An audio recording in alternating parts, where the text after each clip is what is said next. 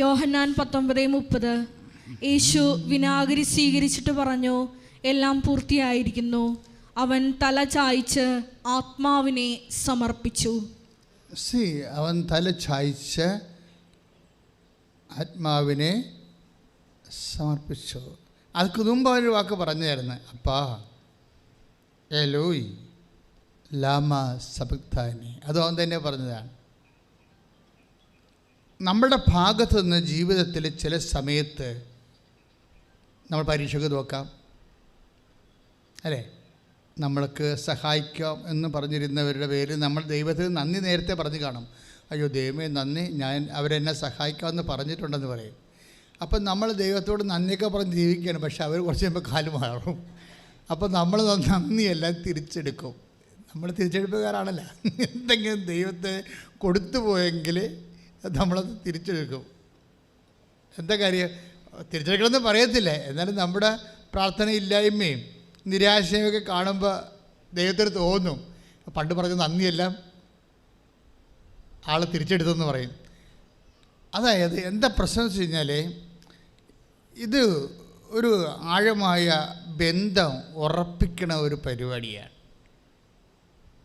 Filing എന്ന് പറയും നമ്മൾ ശരിക്കും, അല്ലേ? ചില ചതുപ്പ് നിലങ്ങളിലൊക്കെ കെട്ടിടം പണിയണമെങ്കിൽ ഫയല് താത്തണം, അല്ലേ?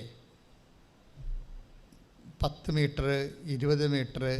നിങ്ങൾക്ക് ചിറക്കൊന്നും അത് പിടികിട്ടതില്ല. കാരണം ഈ കിഴക്ക് നാട്ടിലൊക്കെ അധികം ഫയലിടേണ്ട ആവശ്യമില്ല. അവിടെ പാറ നല്ല ഉറച്ച പാറയാണ്. ഇങ്ങോട്ട് വന്നിട്ട് ഇവിടെയൊക്കെ ഫയലിങ് ഭയങ്കരമാണ്. കലവൂർ അത്രയും വരുന്നില്ല. പക്ഷേ എൻ്റെ നാട്ടിലൊക്കെ 19 മീറ്ററൊക്കെയാണ് തൂണിറക്കി കളയണത് ഒരു കെട്ടിടത്തിൻ്റെ. 19 മീറ്റർ ഭൂമിയുടെ അടിയിൽ പോകും. 10-30 ലക്ഷം രൂപ ചുമ്മാ തൂണിൻ്റെ ഭൂമിയുടെ അടി തന്നെ പോവുകയാണ് കെട്ടിടത്തിൻ്റെ തൂണുകളിൽ ഇറക്കാൻ. അത് കഴിഞ്ഞാൽ പാറയില്ല, മുട്ടണില്ല ഒരിടത്തും, ഇങ്ങനെ കുഴഞ്ഞ് ചെളി പോലെ കിടക്കുകയാണ്. അപ്പോൾ അവർ പതുക്കെ ഇത് ഇറക്കി പോകും. ഇപ്പം എന്നെ സംബന്ധിച്ചാൽ അപ്പം നിങ്ങൾക്ക് ചോദിക്കും, എല്ലാവരുടെ ഹൃദയവും ഇതുപോലെയാണ്. അതെന്താ സംഭവിച്ചു കഴിഞ്ഞാൽ, ചില വചനങ്ങൾക്ക് ചില നിലങ്ങൾ നമ്മൾ കറക്റ്റ് ചെയ്യേണ്ട ഒരു സബ്ജക്റ്റാണത്. ഞാൻ എന്തിനാണെന്നറിയാമോ? നിങ്ങൾ ഇപ്പോഴും വീടില്ല, ജോലിയില്ല, വിവാഹം ഒക്കണില്ല, മക്കളില്ല, കുടുംബത്തിൽ കലഹമാണ്, മകൻ കഞ്ചാവാണെന്നൊക്കെ പറഞ്ഞൊക്കെയാണ് വന്നിരിക്കുന്നത് പലരും. ചിലരെങ്കിലും അങ്ങനെ, ചിലർക്ക് ജോലിയില്ല, സാമ്പത്തിക കടവാണ്. ഞാനിതൊന്നും ഇപ്പോൾ മൈൻഡ് ചെയ്യണില്ലല്ലോ. എന്താ കാര്യം? ഇത് ഓൾറെഡി, അതായത് ഇതിൻ്റെ അപ്പുറവും കർത്താവ് അത്തരം ചെയ്തുകൊണ്ടിരിക്കുകയാണ്. അത് ആവശ്യമുള്ള, അത് ചെയ്യാൻ പറ്റുന്നവർക്കും പറ്റാത്തവർക്കും അതൊന്നും ദൈവം നിങ്ങളുടെ ലൈഫും നിങ്ങളുടെ ഫയലും ഒന്നും നോക്കാതെയാണ് ഒപ്പിട്ടുകൊണ്ടിരിക്കുന്നത്. ഈ ഫയൽ അത് നിങ്ങളുടെ പഴയ കാല ജീവിതം എന്തായിരുന്നു, ഇപ്പോഴെന്താണ്, അങ്ങനെ ഒന്ന് പഴയ എക്സസൈസൊക്കെ നോക്കാതെ ചുമ്മാ ഉടമ്പടിയിൽ ഒപ്പിട്ട് മാറുകയാണ്. നമ്മൾ ഞെട്ടിപ്പോകും. അപ്പം ദൈവം നമ്മോട് കാണിക്കുന്ന വലിയ കരുണയാണ് ശരിക്കും. അല്ലെങ്കിൽ കൃപാസനം എന്നുള്ള പേര് തന്നെ കരുണയെന്നാണ് എൻ്റെ പേര്, യഥാർത്ഥ പേര്. Seat of Mercy. നമ്മൾ മലയാളത്തിലേക്ക് തർജ്ജമ ചെയ്യാൻ പറ്റുമെന്നുണ്ടെങ്കിൽ അങ്ങനെയാണ്. കൃപയെങ്കിലും ഇതിൻ്റെ അകത്ത് കൃപ നമ്മളെ യോഗ്യതയ്ക്ക് അപ്പുറത്ത് നമുക്ക് അയോഗ്യതയാണെങ്കിലും ദൈവം നമുക്ക് തരുന്ന ദാനത്തിൻ്റെ അടിസ്ഥാനം ദൈവത്തിൻ്റെ കരുണയാണ്. അപ്പോൾ സ്വാഭാവികമായി ഈ മണ്ണിൽ നീ ചവിട്ടിക്കഴിയുമ്പോൾ, അല്ലെങ്കിൽ ഓൺലൈനാണ്, നീ ഓൺലൈൻ ഉടമ്പടി എടുത്ത് ലൈറ്റക്കാരൻ്റെ പേരക്കസിലേക്ക് കൃപാസന ശുശ്രൂഷയുമായിട്ട് നിൻ്റെ ജീവിതം ലിങ്ക് ചെയ്ത് കഴിയുമ്പോൾ തീർച്ചയായിട്ടും നിനക്ക് കരുണ ലഭിക്കും. ചിലപ്പോൾ നിനക്ക് കിട്ടേണ്ടത് ആ വിഷയം തന്നെ ദൈവം ഇടപെടും, അല്ലെങ്കിൽ രക്ഷപ്പെടാനുള്ള മാർഗങ്ങൾ പറഞ്ഞു തരും. അല്ലെങ്കിൽ ദൈവത്തിൻ്റെ മനസ്സിൽ വലിയ ബുദ്ധിയുള്ള ആ വലിയ തലയിൽ നിന്ന് നിനക്ക് ആശയങ്ങൾ കിട്ടും. കാര്യം ആശയം, യേശു ഒരേ സമയം തന്നെ ആശയവുമാണ്.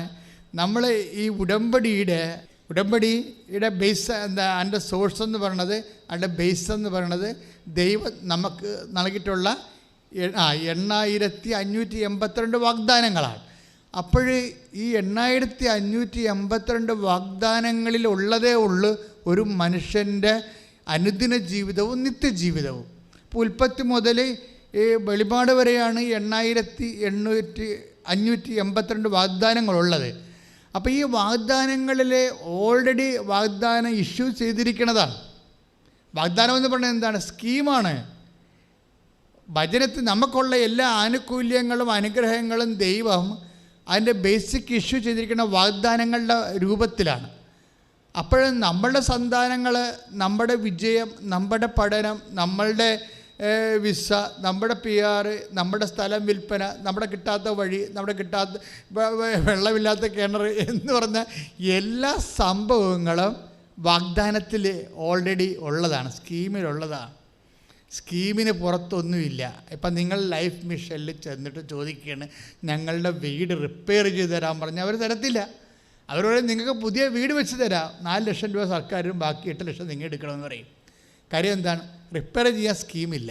നിങ്ങൾ പറഞ്ഞത് ശരിയാണ്, നിങ്ങളെ വീട് മഴയത്ത് ചോരുന്നുണ്ട്, പക്ഷേ അതിൻ്റെ അടുത്തറ അത്യാവശ്യം കാര്യങ്ങളൊക്കെ ഉണ്ട്.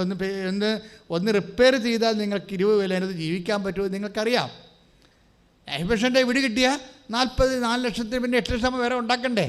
അപ്പോൾ ഇതുകൊണ്ട് ഒരു 2 ലക്ഷം 3 ലക്ഷം രൂപ കിട്ടുകയാണെങ്കിൽ ഇവൻ നമുക്ക് റിപ്പയർ ചെയ്ത് ഉപയോഗിക്കാം, അത് നിങ്ങൾക്ക് നല്ല ഉറപ്പുണ്ട്.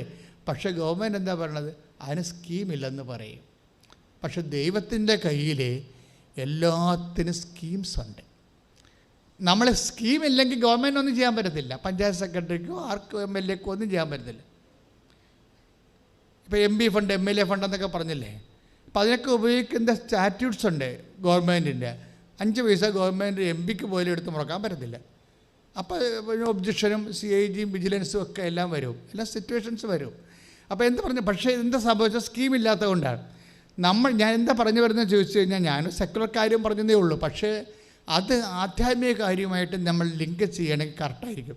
കാര്യം ദൈവം ഇപ്പം നിനക്ക് വാർദ്ധക്യമാണ്, അപ്പം നിനക്ക് നിൻ്റെ രോഗം മാറി നിനക്ക് പഴയ ആരോഗ്യത്തിലേക്ക് വരണം, അതിന് സ്കീമുണ്ട്. ആ സ്കീമുണ്ട് അതിൻ്റെ അകത്ത്. ബൈബിളിൽ പല വിഷയങ്ങളിലും പറഞ്ഞു പല മേഖലകളിലും നിൻ്റെ ആരോഗ്യം, നിൻ്റെ ആയുസ് തന്നെ ദൈവം നീട്ടി തന്നെ കണ്ടിട്ടുണ്ട്. അത് ബൈബിളിലുള്ളതാണ്, ഉടമ്പടിയുടെ ഒരു ഭാഗമാണ്. അപ്പോൾ ഇന്ന കാര്യം ഇപ്പം നിനക്ക് കടങ്ങൾ പരിഹരിച്ചു, അല്ലെങ്കിൽ നിൻ്റെ പഠനങ്ങൾ, ഇപ്പോൾ ഒരു സാക്ഷ്യം എന്താ വന്നിരിക്കണത്, അവർക്ക് MSc ആണ്. അവർ MSc അവർക്ക് വേണ്ടത് ഫിസിക്സാണ്. ഫിസിക്സിൻ്റെ PhD വരണത്. MSc PhD അവർക്ക് വേണ്ടത് ഫിസിക്സിലെ. പക്ഷേ എന്താ സംഭവിച്ചിരിക്കുന്നത് വെച്ച് കഴിഞ്ഞാൽ, ഒരു സെക്കൻഡ് സെമ്മിൻ്റെ പേപ്പർ ഫെയിലാണ്. അപ്പോൾ BSc സെക്കൻഡ് സെമ്മിൻ്റെ പേപ്പർ ബാക്കി MSc സെക്കൻഡ് സെമ്മിൻ്റെ പേപ്പർ ഫെയിലാണ് അവർ. അപ്പോൾ PhD കിട്ടത്തില്ലല്ലോ, ഉറപ്പല്ലേ? അപ്പോഴേ ഫസ്റ്റ് സെമ്മിൻ്റെ പേപ്പർ അവർ ജയിച്ചിട്ടുണ്ട്, 3rd സെം ജയിച്ചിട്ടുണ്ട്, 4th സെം ജയിച്ചിട്ടുണ്ട്. പക്ഷേ സെക്കൻഡ് സെം അവർ ഫെയിലാണ്. അപ്പം PhD കിട്ടത്തില്ല. ഉടമ്പടി ഭാഷ എന്താ പറയേണ്ടത്? മെറിറ്റില്ല. അതല്ല സംഭവം. ഉടമ്പടിയുടെ ഭാഷയിൽ പറഞ്ഞാൽ മെറിറ്റില്ല. കേട്ടോന്ന് വെച്ച് കഴിഞ്ഞാൽ അവർക്ക് യോഗ്യതയില്ല, PhDക്ക് അവർക്ക് യോഗ്യതയില്ല. ഈ യോഗ്യതയില്ലാത്ത ഒരു ദുരന്തം മനുഷ്യരാശി അല്ലെങ്കിൽ വ്യക്തിപരമായിട്ട് മനുഷ്യർ അനുഭവിക്കുമെന്ന് ആദ്യമേ കണ്ടുപിടിച്ചത് ആരാണ്? ട്രേസ് ഔട്ട് ചെയ്തത്, ആ പ്രോബ്ലം ട്രേസ് ഔട്ട് ചെയ്തത് ആരാണ്? ദൈവമാണ്. ഞാൻ ശരിക്കും പറഞ്ഞാൽ അത് കുറച്ച് കണ്ണെന്ന് പറഞ്ഞു പോകും. നമുക്ക് മനുഷ്യന്മാരുടെ മുഴുവൻ പ്രശ്നം എന്താണ്? അവർക്ക് ആ ഒരു സബ്ജക്റ്റിൽ യോഗ്യതയില്ല എന്നുള്ളതാണ് എൻ്റെ സബ്ജക്റ്റ്. ഇപ്പം ഞാൻ പഠിക്കണ കാലത്ത് ഞാൻ ഇടയ്ക്ക് പറയാറുണ്ട്, പഠിക്കണ കാലത്ത് ഇതിനേക്കാൾ ഗതികെട്ട ആരോഗ്യമാണ്. അന്ന് കാലം എത്ര ഉണ്ട്? 22 വയസ്സ്. എല്ലാ മനുഷ്യരും സുന്ദരമായിട്ട് ഈ ആരോഗ്യത്തോടെ ഇരിക്കുന്ന യൗവനക്കാലത്ത് ഞാൻ രോഗിയായിട്ട് ആശുപത്രികളിലാണ് പലപ്പോഴും. എൻ്റെ കൂട്ടുകാർ തന്നെ എന്നോട് പറഞ്ഞിട്ടുണ്ട്, നീ അതിജീവിക്കത്തില്ല, അച്ഛനായ 1 കൊല്ലമേ ജീവിക്കത്തുള്ളൂ എന്ന് പറഞ്ഞു. ദാറ്റ് മീൻസ് അപ്പോൾ ഞാനത് ഉടനെ ലിങ്ക് ചെയ്യണ കർത്താവ് രാത്രി 2 മണിക്ക് എഴുന്നേറ്റ് പെരിയാറിൻ്റെ നിന്ന് 3ാം നിര എൻ്റെ ഡോർമെട്രിയിൽ നിന്ന് ഞാൻ പെരിയാറിലേക്ക് നോക്കിക്കൊണ്ട് പ്രാർത്ഥിച്ചുകൊണ്ടിരിക്കും. അവസാനത്തെ ട്രെയിൻ വരെ വെളുപ്പിന് 3:30 ട്രെയിനുണ്ട് ആലുവ പാലത്തിൻ്റെ കൂടെ. അത് കണ്ടു കഴിഞ്ഞിട്ട് പോയി കിടന്നുറങ്ങും. അത്രയും സമയം ഞാൻ കർത്താവിൻ്റെ അടുത്ത് ഇരിക്കും, ഇരുട്ടത്ത് നോക്കി പെരിയാർ നോക്കിയിരിക്കും. എന്താ കാര്യം? എനിക്ക് മെറിറ്റില്ലെന്ന് എനിക്കറിയാം. ഇന്നൊക്കെയാണ് ഞാനത് പറയണത്, മെറിറ്റില്ല. പണ്ട് അങ്ങനെയല്ല പറഞ്ഞത്, ഗതികേടാണെന്ന് പറഞ്ഞത്. ഇന്ന് ഞാൻ മെറിറ്റില്ലെന്നൊക്കെയാണ് പറയണത്, സ്റ്റാൻഡേർഡായിട്ട് ബിബ്ലിക്കൽ ലാംഗ്വേജ് ഉപയോഗിക്കുകയാണ്. അന്ന് ഞാൻ പറഞ്ഞത്, നീ ഒന്ന് കണ്ണ് തുറന്നാലേ എൻ്റെ ജീവിതം ഉള്ളൂ, കാര്യം എൻ്റെ അവസ്ഥ എന്താണെന്ന് എനിക്കറിയാം. ഞാനും പറയും, എനിക്ക് ഒത്തിരി മോഹങ്ങളൊന്നുമില്ല, അച്ഛനായിട്ട് 1 കൊല്ലം ജീവിച്ച് കുർബാന ചെല്ലണം, അത്രയേ ഉള്ളൂ. അത് ഇനി ക്ലോസ്, അതൊരു പ്രശ്നമില്ലെന്ന് പറയും. അതെനിക്ക് പ്രശ്നമില്ലായിരുന്നു അന്ന്. പക്ഷേ ഇപ്പോൾ എത്രയോ വർഷം, 36 വർഷമായില്ലേ, 36 വർഷമായിട്ട് ഞാൻ നിലനിൽക്കുകയല്ലേ. ഇതെന്താ നിലനിൽക്കുന്നത്? Not by merit but by grace ആണ്. നിൻ്റെ ആരോഗ്യമല്ല, കർത്താവിൻ്റെ ആയുസ്സിൻ്റെ അഭിഷേകവും ആരോഗ്യം, അതാണ് ആന്തരികമായ ആരോഗ്യം. കർത്താവ് തീരുമാനിച്ചാൽ നീ നിലനിൽക്കും. കൈയിടിച്ച് കർത്താവിനെ കോൾ ഫോർ ചെയ്തു. എന്താണ്? വിയന്നയിൽ യൂണിവേഴ്സിറ്റി ഫിസിക്സിന് വേണ്ടി സയൻറ്റിസ്റ്റിൻ്റെ ഫുൾ ബ്രൈറ്റ് സ്കോളർഷിപ്പ് പറയുന്നു. അപ്പോൾ മകൾ അമ്മയോട് ചോദിക്കും, അമ്മേ ഞാൻ എനിക്ക് കൊടുക്കാവോ എന്ന് ചോദിക്കും. അപ്പോൾ അമ്മ +2 ടീച്ചറാണ്, ബെറ്റി പുനമാവ്. ആ സാക്ഷി നിങ്ങൾ കേട്ട് കാണും. അതായത് എന്താ, അമ്മ +2 ടീച്ചറാണ്, മകൾ MSc ഫിസിക്സ് ഫെയിലാണ്. പക്ഷേ വിയന്നയിൽ സയൻറ്റിസ്റ്റിൻ്റെ PhD ഡോക്ടർ തീസിനെ വിളിച്ച് കോൾ ഫോർ ചെയ്തിരിക്കുകയാണ്. ഫുൾ, അതായത് അത് കിട്ടിയാൽ ഫുള്ളായിട്ട് 5 പൈസ മുടക്കാതെ പഠിക്കാൻ പറ്റും. അപ്പോൾ അവൾക്ക് കൊതി കൊണ്ട് അമ്മയോട് ചോദിക്കും. അവൾക്ക് തോറ്റെന്ന് അമ്മയ്ക്കും അറിയാം, അവൾക്കും അറിയാം. അമ്മയോട് ചോദിക്കും, അമ്മ ഇത് കൊടുക്കാവോ? അപ്പോൾ അവൾ കൊടുക്കണ്ട, നീ തോറ്റതില്ലെന്നല്ല, അമ്മ നെഗറ്റീവ് പറഞ്ഞില്ല. അതാണ് രസം. പക്ഷേ എന്താ പറയാഞ്ഞെന്ന് അവർ പറയുന്നു, ടീച്ചർ പറയുന്നുണ്ട് സാക്ഷ്യത്തിൽ. എന്താ പറയാഞ്ഞത്? നീ തോറ്റതല്ലേ, ആ പേപ്പർ ഇവിടെ ഇല്ലല്ല, വെറുതെ ചുമ്മാ സമയം കളയണ്ട എന്നല്ലേ അതിൻ്റെ മറുപടി. പക്ഷെ അവർ മകൾക്ക് ഒരു ഡെസ്ക് ആകണ്ടെന്ന് വിചാരിച്ചുകൊണ്ട് അമ്മ പറയും, നീ കൊടുക്കെന്ന് പറയും, നീ കൊടുക്കെന്ന് പറയും. ദാറ്റ് പക്ഷേ ഞാൻ ഇപ്പോഴും നിങ്ങളോട് മുമ്പിൽ പറയണത്, ഒരു 0- നിന്ന് ഒരു സബ്ജക്റ്റ് മൂവ് ചെയ്യണ വിധം കണ്ടില്ലേ? 0- നിന്ന് ഒരു സബ്ജക്റ്റ് മൂവ് ചെയ്ത് കയറുകയാണ് ഒരു ചെയ്യാൻ. കൊടുക്കാൻ പറഞ്ഞോടുകൂടി ഇവർ അവരുടെ ബയോഡേറ്റയും അവരുടെ മാർക്ക് ലിസ്റ്റും ഫസ്റ്റ് സെമ്മിൻ്റെ കൊടുത്തു, സെക്കൻഡ് സെം ഫെയിലാണ്, അത് കൊടുത്തില്ല. കൊടുത്താൽ അപ്പോൾ തന്നെ അവർ ക്ലോസ് ആക്കി കളയല്ല, അത് കൊടുത്തില്ല. അവർ 3rd സെമ്മും കൊടുത്തു, പിന്നെ 4th സെമ്മും കൊടുത്തു. അപ്പോൾ ഉടനെ സായിപ്പ് അവിടെ നിന്ന് വിളിച്ച് ചോദിച്ച്, വേറെ 2nd സെം എന്ന് ചോദിച്ചു. അപ്പോൾ സോറി എന്ന് പറഞ്ഞുകൊണ്ട് ഇവർ ഞങ്ങളത് ഫെയിലാണെന്ന് പറഞ്ഞുകൊണ്ട്, അവർ ഫെയിലാണ്, അതുകൊണ്ടാണ് പ്രൈസ് ചെയ്യാഞ്ഞെന്ന് പറഞ്ഞുകൊണ്ട് ഫെയിലാണെന്ന് പറഞ്ഞ് ഫെയിലിൻ്റെ 2nd sem certificate mark list കൊടുത്ത് വിട്ടേ. അപ്പോൾ അവരുദ്ദേശിക്കുന്നത് അത് നമുക്കതുകൊണ്ട് ക്ലോസ് ചെയ്യാമല്ലേ, കമ്മ്യൂണിക്കേഷൻ. ഇനി അതെന്ന് പറഞ്ഞ് നടക്കേണ്ട കാര്യമില്ലല്ലോ, നമുക്കിത് ഇതോടുകൂടി ആ ചാപ്റ്റർ ക്ലോസ് ചെയ്യാമെന്ന് പറഞ്ഞാണ്ട് അമ്മയും മകളും കൂടി ഫെയിലിൻ്റെ സർട്ടിഫിക്കറ്റ് കൊടുത്ത് വിടണം. നിങ്ങളെപ്പോഴും വിചാരിക്കേണ്ട ഒരു വിഷയം, നിങ്ങൾ അമ്മയും മകളും അല്ലല്ലോ, വേറെ ഒരാളുണ്ടല്ലോ ഉടമ്പടി ചെയ്ത ആൾ. ഇതാണ് പ്രശ്നം. ഇത് നിങ്ങൾ തിരിച്ചും അറിയാൻ മനസ്സിലാക്കണം. അവരവരുടെ രീതിയിലാണ് കാര്യങ്ങൾ വർക്കൗട്ട് ചെയ്യണത്. പക്ഷെ നിങ്ങൾ ഉടമ്പടി ചെയ്യുമ്പോൾ ഒരാൾ നിങ്ങളുടെ കൂടെ അങ്ങോട്ട് വരികയാണ്. അത് വരണമല്ല. എന്താ കമ്പം വെച്ച് കഴിഞ്ഞാൽ അവർ കഴിഞ്ഞ ദിവസങ്ങളിലൊക്കെ ഷായ എന്നും പറഞ്ഞൊരു ടീച്ചർ, സാമുവൽ, അവരെന്നാ പറയണമെന്ന് വെച്ചാൽ എപ്പോഴും അമ്മയുടെ ഒരു സാന്നിധ്യം എനിക്ക് ഫീൽ ചെയ്യുന്നുണ്ടെന്നാണ്. എപ്പോഴും അമ്മയുടെ ഒരു സാന്നിധ്യം എനിക്ക് ഫീൽ ചെയ്യുന്നുണ്ട്. അതുകൊണ്ട് നമ്മൾ പൊട്ടത്തരമൊക്കെ ചെയ്യാൻ പോയാൽ ചെയ്യിക്കത്തില്ല. The guided by the spirit എന്ന് നമ്മൾ കേട്ടിട്ടുണ്ട്, ആത്മാവിനെ നയിക്കപ്പെടുന്നത്. പക്ഷെ ഉടമ്പടി ആത്മാവിനാലും അമ്മയായാലും നയിക്കപ്പെടുന്നതാണ്. അമ്മയുടെ സാന്നിധ്യം നമുക്ക് ഫീൽ ചെയ്യും. ഷാ പറയണത്, എനിക്ക് ഇത് കൃപാസനം കുറേ പത്രമൊക്കെ കണ്ടപ്പോൾ ഞാൻ വിചാരിച്ചു, പിന്നെ ഓരോരുത്തർക്കും കുറേ പത്രമൊക്കെ ഉണ്ട്, ചുമ്മാ തട്ടിപ്പായിരിക്കും എന്ന് ഞാൻ എൻ്റെ ഭർത്താവിനോട് പറഞ്ഞതാണ്. പക്ഷേ വൺസ് അവരുടെ അമ്മ മരിച്ചു, അവർക്ക് ഭയങ്കര ഭയമായി. കാരണം മരണം അല്ല, ഈ അമ്മ എന്ന് പറയുന്ന ആൾ ഭയങ്കര ആളായിരുന്നു. അമ്മ ദൈവത്തെ ജീവിക്കണത് ഈ ഷാ കണ്ടിട്ടുണ്ട്. 80 വയസ്സ് വരെ അമ്മ ജീവിച്ചതല്ലേ. അമ്മയ്ക്കുള്ളൊരു ക്വാളിറ്റി എന്ന് പറയണത്, അമ്മ ജീവിച്ചതും വിശ്വസിച്ചതും ജപമാലയും പരിശുദ്ധ കുർബാനയും ഉണ്ടെങ്കിൽ ഈ ഭൂമിയിൽ എങ്ങനെയും മനുഷ്യൻ ജീവിക്കാം, എന്തും അതിജീവിക്കാമെന്ന് ആ അമ്മ ഞങ്ങളെ പഠിപ്പിച്ചതാണ്. അത് കറക്റ്റാണ്. അതിലാണ് ഞങ്ങൾ വളർന്നു വന്നത്. ജപമാലയും പരിശുദ്ധ കുർബാനയും ഉണ്ടെങ്കിൽ ഈ ഭൂമിയിൽ എന്ത് തകർച്ചയെ അതിജീവിക്കാമെന്ന് പറഞ്ഞ് ഞങ്ങളെ പറഞ്ഞ് കാണിച്ച് പഠിപ്പിച്ചതെന്ന് അമ്മ. അത് കാരണം ഞങ്ങൾക്കറിയാം ജപമാല മതി, ഞങ്ങൾക്കറിയാം പരിശുദ്ധ കുർബാന മതി. അങ്ങനെയാണ് ഞാനും പഠിച്ചത്, +2 ടീച്ചറായത്. പക്ഷേ ഇപ്പോൾ ഒരു ചെറിയ പ്രശ്നം വന്ന്, എന്താ കാര്യം? അമ്മ മരിച്ചു.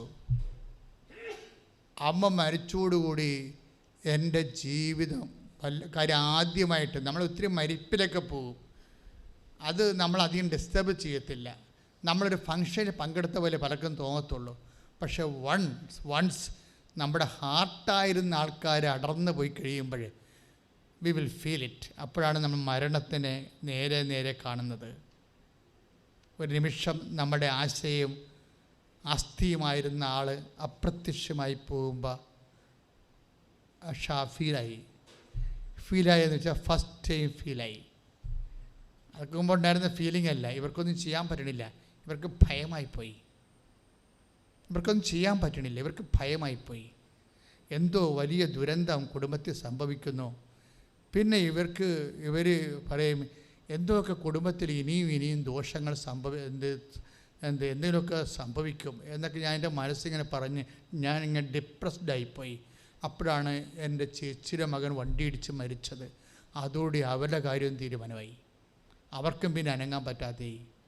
അപ്പം ചേച്ചിയും ഞാനും ചേടത്തി അനിത്യമാണേ. അമ്മയും മരിച്ചു, ചേടത്തിക്ക് മകൻ മരിച്ചപ്പോൾ അനിയത്തിക്ക് മകൻ മരിച്ച പോലെ തന്നെയാണ്. അവർക്ക് തമ്മിൽ അത്രയും റിലേഷൻസൊക്കെ ഉള്ളവരാണ്.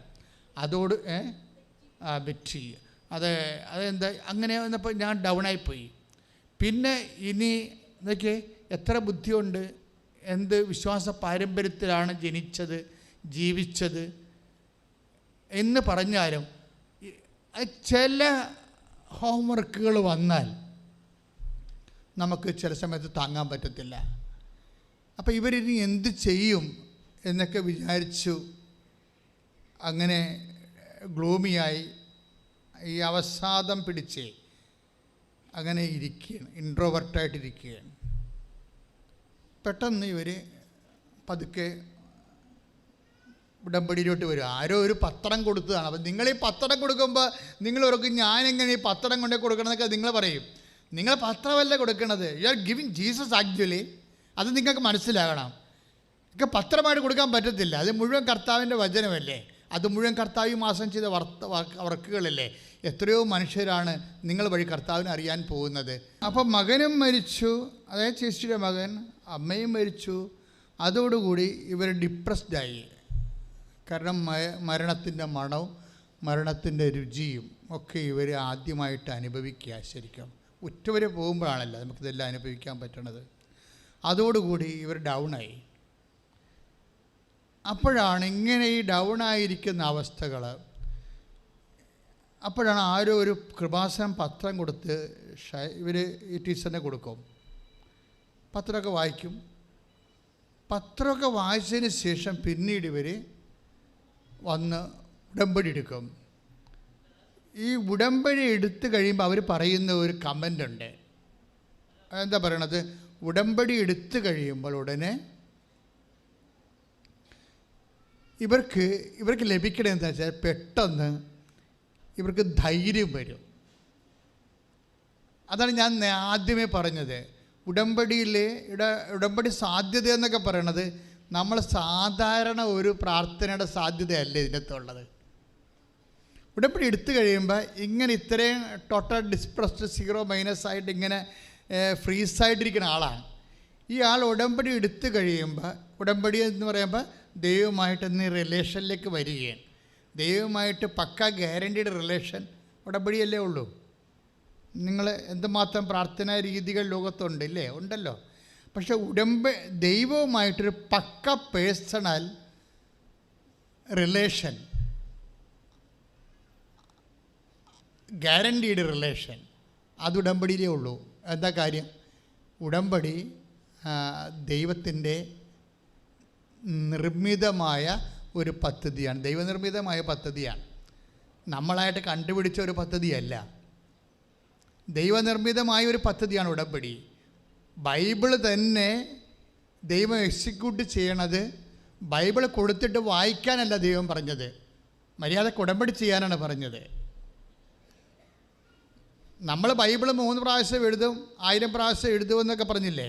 ബൈബിൾ തന്നിട്ട് എഴുതാനല്ല ദൈവം പറഞ്ഞത്, ബൈബിൾ തന്നിട്ട് ഉടമ്പടി ചെയ്യാനാണ് പറഞ്ഞത്. അതുകൊണ്ട് ബൈബിളിൻ്റെ പുസ്തകത്തിന് ദൈവം ബൈബിളെന്നൊന്നും വിളിച്ചില്ല. നമ്മളിങ്ങനെ വിവരമില്ലാത്ത ആൾക്കാരങ്ങനെ വിളിച്ച പുസ്തകം അത്രേ അർത്ഥമുള്ളതിന്. ബൈബിളിന് ദൈവം വിളിച്ച പേര് ഉടമ്പടി പുസ്തകം എന്നാണ്. ദാറ്റ് മീൻസ് അത് ദൈവം ചെയ്ത ഒരു കാര്യമാണ്. ബൈബിള് എന്ന് പറയുമ്പോൾ നമ്മൾ ചുമ്മാ ബൈബിൾ ആർക്കും വേണേൽ പറയാം, പക്ഷേ നമ്മൾ വിശുദ്ധ ഗ്രന്ഥം എന്നാണ് പറയണത്. ഈ വിശുദ്ധ ഗ്രന്ഥം ദൈവം തന്നത് കൊണ്ടാണ് വിശുദ്ധമായത്. പക്ഷേ ദൈവത്തിൻ്റെ വചനങ്ങൾ അതിനകത്ത് നിറഞ്ഞിരിക്കുന്നതുകൊണ്ടാണ് വിശുദ്ധമായത്. പക്ഷേ വിശുദ്ധമായ വചനങ്ങൾ, ദൈവത്തിൻ്റെ വചനങ്ങൾ നിറഞ്ഞിരിക്കുന്നു, അതുകൊണ്ട് നീ അത് വായിച്ചോ, നീ അത് എഴുതിക്കോ എന്നൊന്നും അല്ല പറഞ്ഞത്. നീ അത് ചെയ്യണമെന്നാണ് പറഞ്ഞത്. അതാണ് ഉടമ്പടി എന്ന് പറയുന്നത്. വചനത്തിനെ ചെയ്യാൻ വേണ്ടിയാണ് നിനക്ക് ബൈബിൾ തന്നിരിക്കുന്നത്. ഉടമ്പടി എന്ന് പറയണത് പരിശുദ്ധാത്മാവ് ഒരധ്യാപകനായി നിന്നുകൊണ്ട് മോശയാകുന്ന ചോക്ക് കൊണ്ട് എഴുതിയ സംഭവമാണിത്. എഴുതിയത് മോശമല്ല, ചോക്കണങ്ങേരി. എഴുതിയത് പരിശുദ്ധാത്മാവാണ്. പക്ഷേ എന്തിനാണ് എഴുതിയത്? നമ്മളും തിരിച്ചെഴുതിക്കാൻ വേണ്ടി എഴുതിയതല്ല, ദൈവം എഴുതി തന്ന് എന്ന് ഞാൻ തിരിച്ച് ദൈവത്തിന് എഴുതിയേക്കാമെന്ന് പറഞ്ഞ് തിരിച്ചെഴുതാനുള്ള സാധനമല്ല, ഇത് ചെയ്യാനുള്ള സാധനമാണ്. ആദ്യകാലം മുതലേ ബൈബിള് ഉടമ്പടി ചെയ്യാൻ വേണ്ടിയുള്ളതാണ്. ഉടമ്പടി എന്ന് പറയുന്നത് എന്താണ്? ദൈവത്തിൻ്റെ വചനങ്ങൾ എക്സിക്യൂട്ട് ചെയ്യാനുള്ളതാണ്. അതുകൊണ്ടാണ് മോശ പോലും അതിനെ വിളിച്ചത് എന്താണ്? ഉടമ്പടി ഗ്രന്ഥമെന്നാണ്. 24-ാം അധ്യായം സംഖ്യ പുറപ്പാട് 24:7. ശ്രുതികട്ടെ ഹല്ലേലൂയ.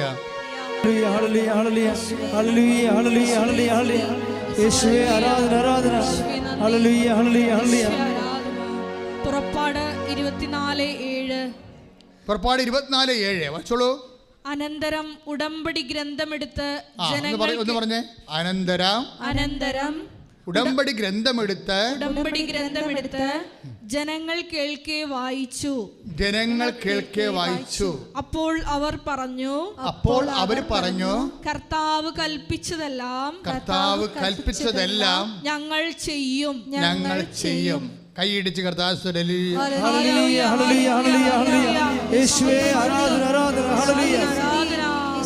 അപ്പൊ കർത്താവ് കൽപ്പിച്ചതെല്ലാം ഉടമ്പടി ഗ്രന്ഥമാണ് കൊടുക്കണത്. വിശുദ്ധ ഗ്രന്ഥം ബൈബിള് കൊടുത്ത് എന്താ പറയണത്? ഉടമ്പടി ഗ്രന്ഥം വായിച്ചു. എന്തിനാണ് വായിക്കണത്? ജനങ്ങൾ ഉടനെ മറുപടി പറയുന്നത് എന്താണ്? പുറപ്പാട് 24:7 എന്താ മറുപടി പറയണത്? കർത്താവ് കൽപ്പിച്ചതെല്ലാം പറഞ്ഞേ, കർത്താവ് കൽപ്പിച്ചതെല്ലാം ഞങ്ങൾ ചെയ്യും. അല്ലാതെ കർത്താവ് പറഞ്ഞെല്ലാം തിരിച്ചങ്ങോട്ട് കർത്താവ് എഴുതി തന്നെല്ലാം തിരിച്ചെഴുതുമെന്നല്ല പറഞ്ഞിരിക്കണം. എഴുതിക്കോ, പഠിക്കാൻ നല്ല കാര്യമാണ്. പക്ഷെ അത് ഉടമ്പടി എന്ന് പറയണത് അങ്ങനെ എഴുതാനോ അല്ലെങ്കിൽ ഞാൻ ഫുൾ ബൈബിൾ 3 പ്രാവശ്യം വായിച്ചെന്നൊക്കെ പറഞ്ഞില്ലേ, ഒരു കഥയുമില്ല. ഒരു ബൈബിൾ 1 പ്രാവശ്യം വായിച്ചാലും മതി. പക്ഷെ ബൈബിളിൻ്റെ ഉദ്ദേശം എന്താ? എഴുതാൻ വേണ്ടിയുള്ളതല്ല, വായിക്കാൻ വേണ്ടി മാത്രമുള്ളതല്ല. ഇതെല്ലാം വായിക്കുക, എഴുതുക എന്നുള്ള കാര്യത്തിലൂടെ അറിയുക എന്ന പ്രോസസ്സാണ് നടക്കുന്നത്, അല്ലേ? കർത്താവിനെ അറിയണേ എന്തിനാണ്? അറിഞ്ഞ് നമ്മൾ സ്നേഹിക്കും. ഏകസത്യദൈവമായി നിന്നെയും നീയേ യേശു ക്രിസ്തുവിനെയും അറിയുകയാണ് നിത്യജീവനാണ് ലക്ഷ്യം. അപ്പം ബൈബിൾ എഴുതുമ്പോൾ നമുക്ക് ലഭിക്കണത് എന്താണ്? അറിവ്. ബൈബിൾ വായിക്കുമ്പോൾ നമുക്ക് ലഭിക്കണത് എന്താണ്? അറിവ്. ഈ അറിവ് എന്തിനാ? ഏകസത്യദൈവമായി നിന്നെയും 17:3 യോഹന്നാൻ 17:3 ഏകസത്യമായ അവിടുത്തെയും അവിടുത്തെയും അങ്ങയച്ച യേശുക്രിസ്തുവിനെയും അറിയുക എന്നതാണ് നിത്യജീവൻ. മക്കൾ എഴുതിയാലും മക്കൾ വായിച്ചാലും അതിൻ്റെ ലക്ഷ്യം, അതെല്ലാം ഒരു മാർഗമാണ്, അതൊരു ലക്ഷ്യമല്ല.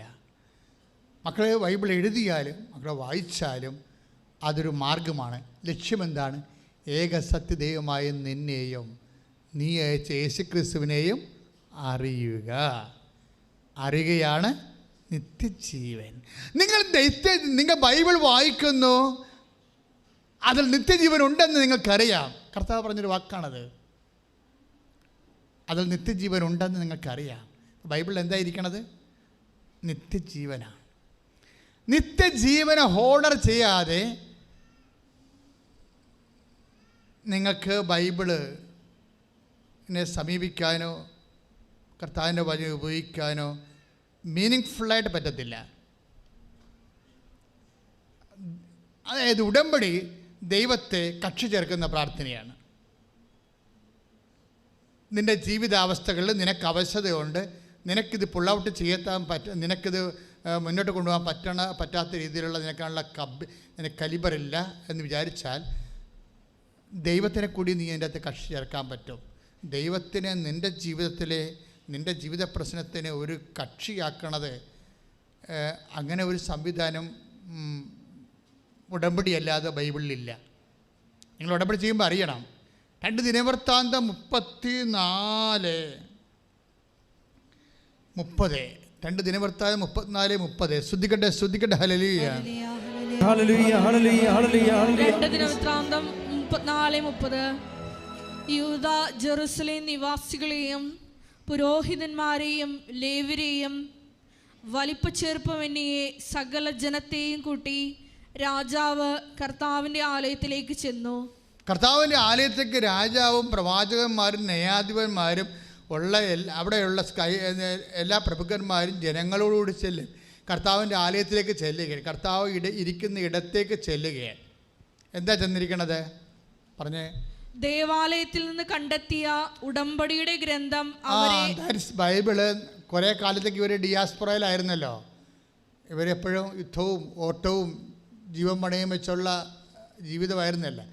അപ്പോൾ വൺസ് ഇവർക്ക് ആ ആധ്യാത്മിക ജീവിതമോ മതജീവിതമോ ഒക്കെ ഇല്ലാതെ ബൈബിൾ വരെ കൈമോശം വന്ന് പിന്നെ ഒരു സുപ്രഭാതത്തിൽ ദൈവം ഇത് തിരിച്ച് കണ്ടെത്താൻ ഇടയാക്കും. ബൈബിള് കണ്ടെത്തി ഉടമ്പടി പുസ്തകം എന്നാണ് പറയുക. ഉടമ്പടി പുസ്തകം കണ്ടെത്തി പറഞ്ഞാൽ ജനം വാവിട്ട് കരയും.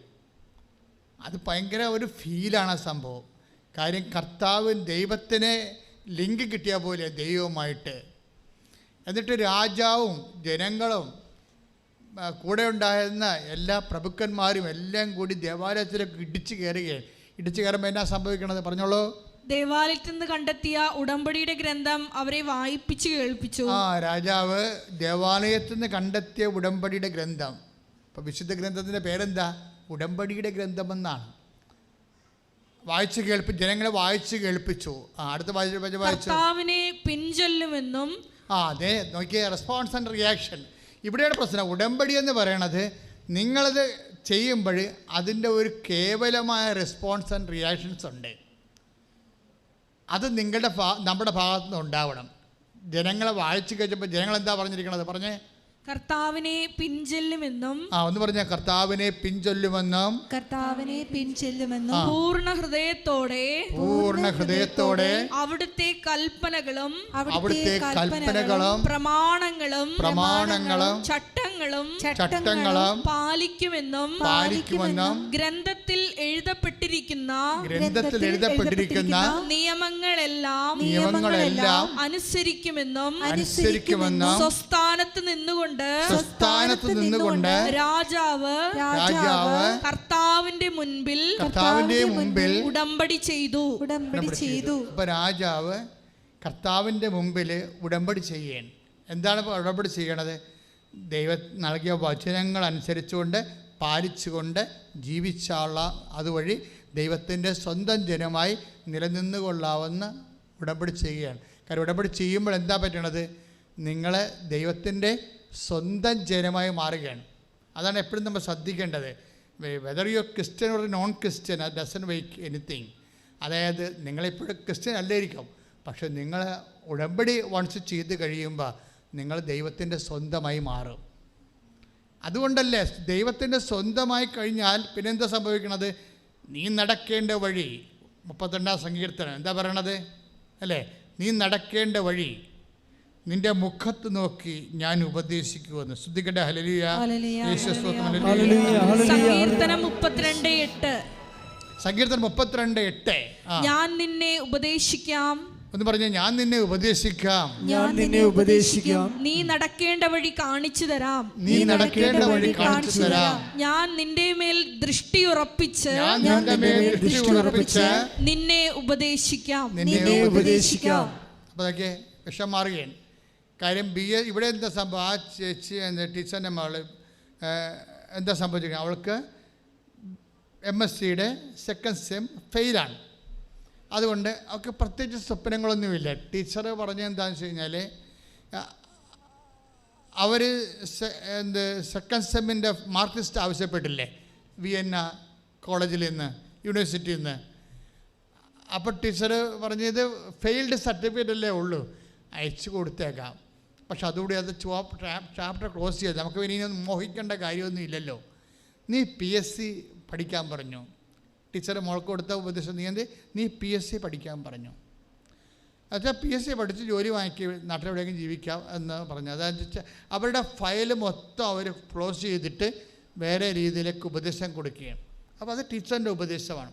പക്ഷേ ഉടമ്പടിക്കുള്ള പ്രശ്നം, നിങ്ങളെന്ത് ഉപദേശം കൊടുത്താലും നീ നടക്കേണ്ട വഴി സങ്കീർത്തനം 32:8 വാഗ്ദാനമല്ലേ, അത് വാഗ്ദാനമാണല്ലോ.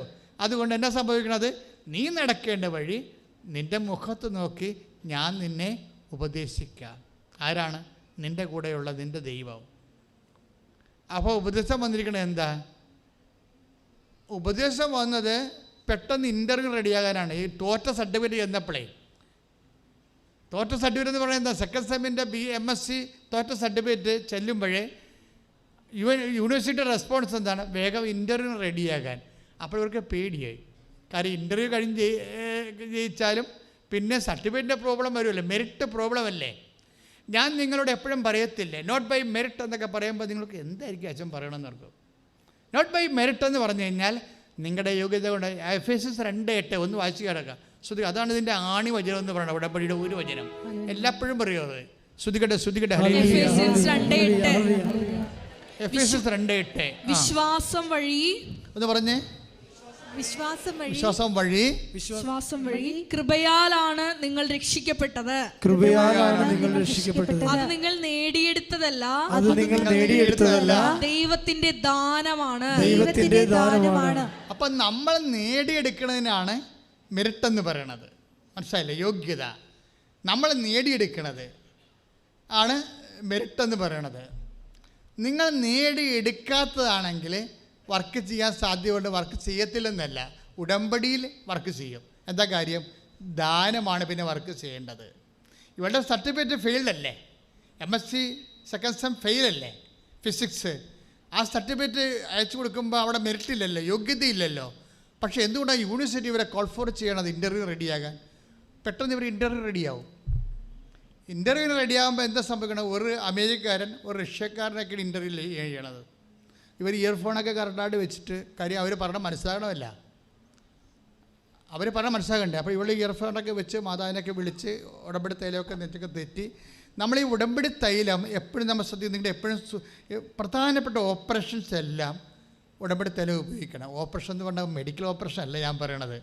ഒരു നടപടിയിലേക്ക് പോകുമ്പോൾ നമ്മൾ അശക്തരാണ്. ദൈവമേ, ഞാൻ ഇതാ കർത്താവിൻ്റെ ദാസി, നിൻ്റെ വചനം പോലെ എന്നിൽ നിറവേറട്ടെ എന്ന്, നിൻ്റെ ശക്തി എന്നെ പ്രവർത്തിക്കട്ടെ.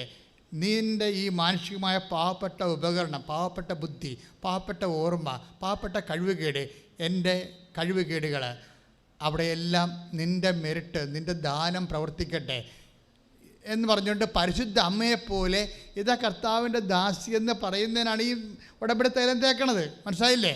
ഇത് ഓരോ കാര്യം അറിഞ്ഞില്ലെങ്കിൽ ആക്ടിവേഷനിലൊക്കെ പ്രശ്നം ഉണ്ടാകും, അനുഭവം ഉണ്ടാകത്തില്ല. അറിവാണല്ല അനുഭവം. അറിവില്ല എന്നുണ്ടെങ്കിൽ ഉടമ്പടിയിൽ ഒത്തിരി കാര്യം അറിയാനുണ്ട് മക്കളെ. ഓരോ കാര്യങ്ങൾക്കും ഓരോ ആപ്ലിക്കേഷൻസ് അല്ലേ വരണത്.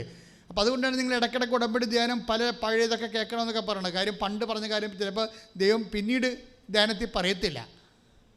അപ്പോൾ ഞാനൊരു ഐഡിയ എനിക്ക് എപ്പോഴും ഉണ്ടാവും വചനത്തെക്കുറിച്ച്, അത്രേ എൻ്റെ മനസ്സിലുള്ളൂ. ബാക്കിയെല്ലാം ഇവിടെ വന്ന് കർത്താവ് ക്രമീകരിക്കണം. അല്ല ഞാൻ തപ്പിക്കളിക്കണം ചില സമയത്തൊക്കെ. എനിക്ക് കിട്ടണ കർത്താവ് തന്നെ വചനം ചില സമയത്ത് എനിക്ക് അതിനെക്കുറിച്ച് അറിയത്തില്ലായിരിക്കും.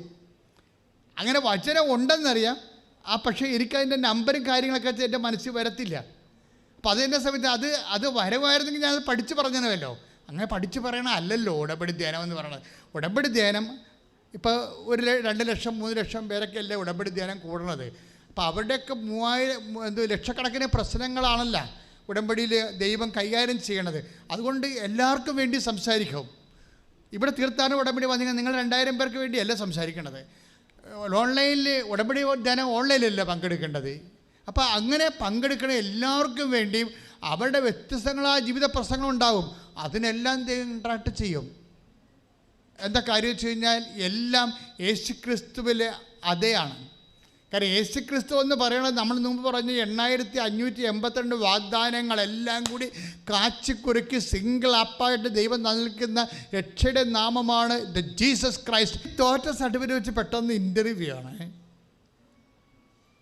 അമേരിക്കയിൽ നിന്ന് റഷ്യയിൽ നിന്നൊക്കെ ഓരോരുത്തർ ലൈനിൽ വന്നിട്ട് വീഡിയോ ഇൻ്റർവ്യൂ നടക്കുകയാണ്. വീഡിയോ ഇൻ്റർവ്യൂ നടക്കുമ്പോൾ ഈ ടിസൻ്റെ മോള്, അയ്യോ എൻ്റെ സർട്ടിഫിക്കറ്റ് ഫെയിലാണല്ലോ, ഞാൻ ഇങ്ങനെ ഇവിടെ എന്തെല്ലാം കസത്ത് കാണിച്ചാലും എനിക്ക് കിട്ടുമോ ഇല്ലെന്ന് അറിയത്തില്ലല്ലോ. അങ്ങനെയൊക്കെയുള്ള അംബിക സസ്പീഷ്യസ് ആയിട്ടുള്ള എല്ലാ മേഘങ്ങളും കാറ്റുകൊണ്ട് തൂത്തെറിയും. പരിശുദ്ധാത്മാവ് ഒരു കാറ്റാണെങ്കിൽ നിൻ്റെ സംശയങ്ങൾ ഒരു മേഘമാണ്. എന്തുകൊണ്ട് why we should claim and clamour for the holy spirit? എന്തിനാണ് നമ്മൾ കർത്താവിൻ്റെ ആത്മാവിന് വേണ്ടി കരയണത്? കാര്യം ഇതുപോലെയുള്ള സംശയമേഘങ്ങൾ ഒത്തില്ലേ എന്നാ ചെയ്യും? എൻ്റെ ജീവിതം കട്ടപ്പുകയാകുക, ഗതികേട്ടാകുക. ഇങ്ങനെ കുറേ മനുഷ്യന്മാർ ബലഹീനമാക്കുന്ന കുറേ സാങ്കല്പികമായിട്ടുള്ള ആശങ്കകളുണ്ട്. സാങ്കല്പിക ആശങ്കകൾ, ഈ സാങ്കല്പിക ആശങ്കകൾ എല്ലാവർക്കും ഉണ്ടാവും. ഈ മേഘങ്ങളെ തൂത്തെറിയണത് ആരാണ്? പരിശുദ്ധാത്മാവിൻ്റെ കാറ്റാണ്. പല ആൾക്കാർക്ക് ഉടമ്പടി മാതാവാണെന്നാണ് പൊതുവെ ചിന്തയിലാണ് നിങ്ങൾ ഉടമ്പടി ചെയ്യുന്നത്. മാതാവ് ഇതിൻ്റെ ശക്തയായ പ്രവക്താവും മധ്യസ്ഥയുമാണ്. ഈ ശുശ്രൂഷ അല്ല, വേറെയും ശുശ്രൂഷ ഒത്തിരി ഉണ്ട്. മാതാവ് എന്നെ കുറേ മിഷനുണ്ട്, സാമൂഹികമുണ്ട്. അതിലെ ഈ വിഴിഞ്ഞൻ സമരത്തിലൊക്കെ നിൽക്കണതിൻ്റെ കാര്യം പണ്ട് 32 കൊല്ലം മുമ്പ് കൃപാസനം രജിസ്റ്റർ ചെയ്യുമ്പോൾ അമ്മ എന്നോട് പറഞ്ഞത്, വ്യക്തികളുടെ ജീവിത നവീകരണത്തിന് ഊന്നിയ കുടുംബ സുസ്ഥിതിക്കും സാമൂഹ്യക്ഷേമത്തിന് വേണ്ടി പ്രവർത്തിക്കുന്ന ആത്മീയ സാംസ്കാരിക വേദി എന്ന 92 രജിസ്റ്റർ ചെയ്തിരിക്കുക ഗവൺമെൻറ്റിൽ. അപ്പോഴും വ്യക്തികളുടെ ജീവിത നവീകരണമുണ്ട്, അത് ഉടമ്പടിയും അതുപോലെയുള്ള ശുശ്രൂഷയുണ്ട്. പിന്നെന്താ, സാമൂഹ്യക്ഷേമമുണ്ട്, അവകാശ പോരാട്ടങ്ങളുണ്ട്. മാനവികത എവിടെയെങ്കിലും വിറങ്ങലിക്കുകയോ അൺജസ്റ്റ് അഗ്രസീവ്സ് ആയിട്ടുള്ള ആൾക്കാർ മനുഷ്യത്വത്തെ ചതക്കുകയോ ചെയ്ത് കഴിഞ്ഞാൽ ബൈബിളിൻ്റെ ഈ കാലങ്ങളിലുള്ള ദൈവത്തിൻ്റെ സ്വരമായി നമ്മൾ സ്വരമുയർത്തും. ചിലപ്പോൾ പ്രതിരോധിക്കും, ചിലപ്പോൾ കളക്ടറേറ്റ് തന്നെ ചിലപ്പോൾ വളഞ്ഞിട്ടെന്ന് വരും. അത് സഭ ഒരു സാമൂഹ്യവും ആയ യാഥാർത്ഥ്യം കൂടിയാണ്. ഇക്കാലത്തെ മനുഷ്യൻ്റെ കണ്ണുനീര് സഭയുടെ കണ്ണുനീരാണെന്ന് 50 കൊല്ലം എഴുതി വെച്ചിരിക്കുകയാണ് വത്തിക്കാൻ സുനദോസിൻ്റെ ഡിക്രിയിൽ. അതാണ് വത്തിക്കാൻ ഡിക്രി, ഗ്ലൗദിമത്ത് സ്പെസ്, സഭ ആധുനിക ലോകത്തിൽ. അവിടെ എഴുതി വെച്ചിരിക്കുന്നത് എന്താണ്? ആദ്യത്തെ പാരഗ്രാഫിൽ ഇക്കാലത്തെ മനുഷ്യൻ്റെ കണ്ണുനീര് സഭയുടെ കണ്ണീരാണ്, അത് ദൈവത്തിൻ്റെ കണ്ണീരാണ്. അത് തുടച്ച് മാറ്റപ്പെടും. അതല്ലേ തോമസ് നെറ്റോ ആർച്ച് ബിഷപ്പ് കുരിശ് ഉയർത്തിക്കൊണ്ട് പറഞ്ഞത്, ഞങ്ങൾ കഴുത്തിലണിയണത് കുരിശാണ്, ഈ കുരിശ് കിടക്കുന്നവൻ്റെ പേര് ക്രിസ്തു എന്നാണ്. അവൻ ലോകത്തിന് വേണ്ടി ആഹൂതി ചെയ്തിട്ടാണ് രക്ഷ വന്നതെങ്കിൽ ഞങ്ങൾക്കും ആഹൂതി ചെയ്യേണ്ട ഒരു അവസരം വന്നാൽ ഞങ്ങൾ അതിൻ്റെ കൂടെ നിൽക്കുമെന്നൊക്കെ പറഞ്ഞ് കുരിശ് ഉയർത്തി പറഞ്ഞത് എന്തുകൊണ്ടാണ്?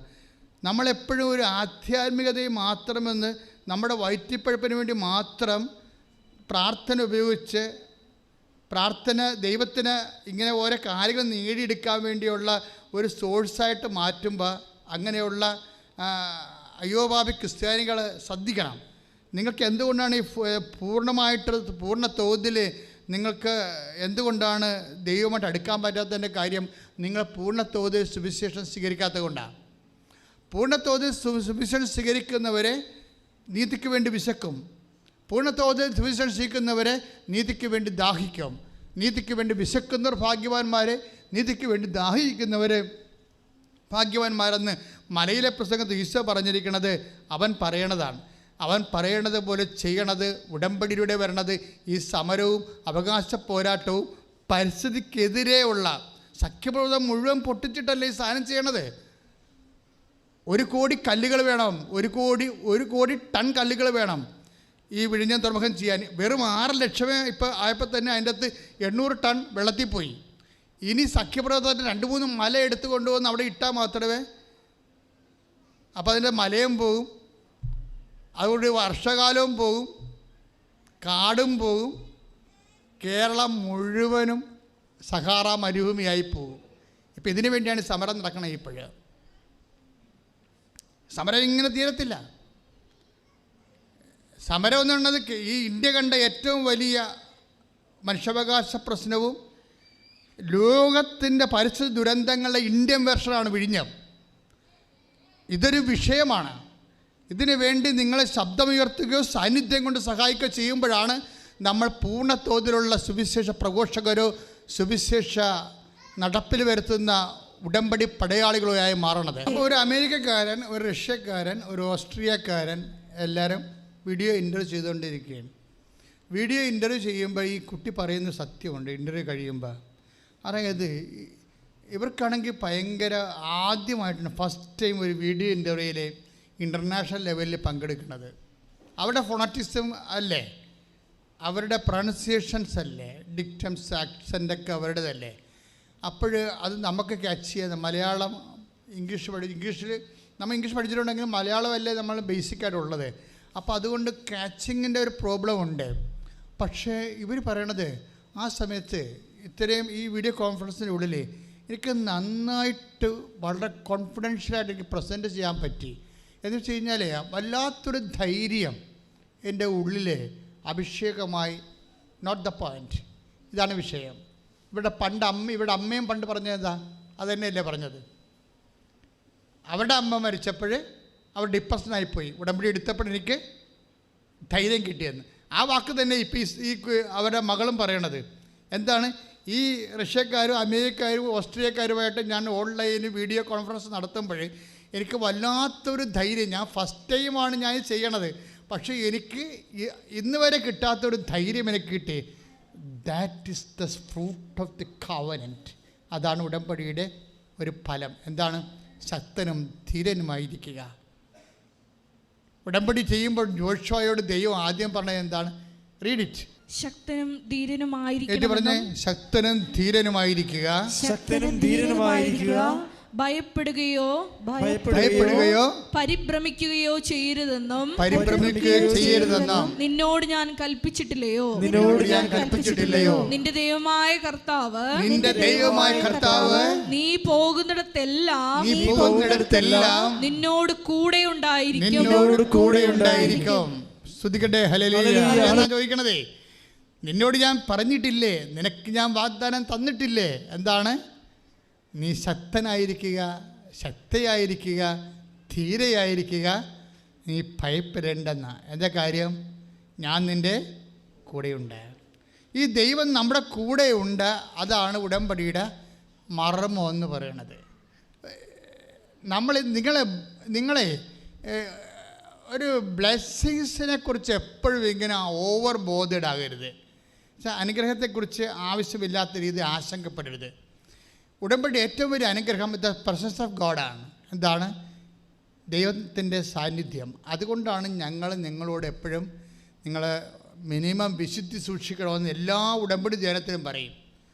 കാര്യം ജോഷുവയോട് ശക്തനും ധീരനുമായിരിക്കുക, ഞാൻ നിൻ്റെ കൂടെ ഉണ്ടെന്ന് പറയുമ്പോഴേ നമ്മൾ കൂടെയുള്ളവരാരാണ്?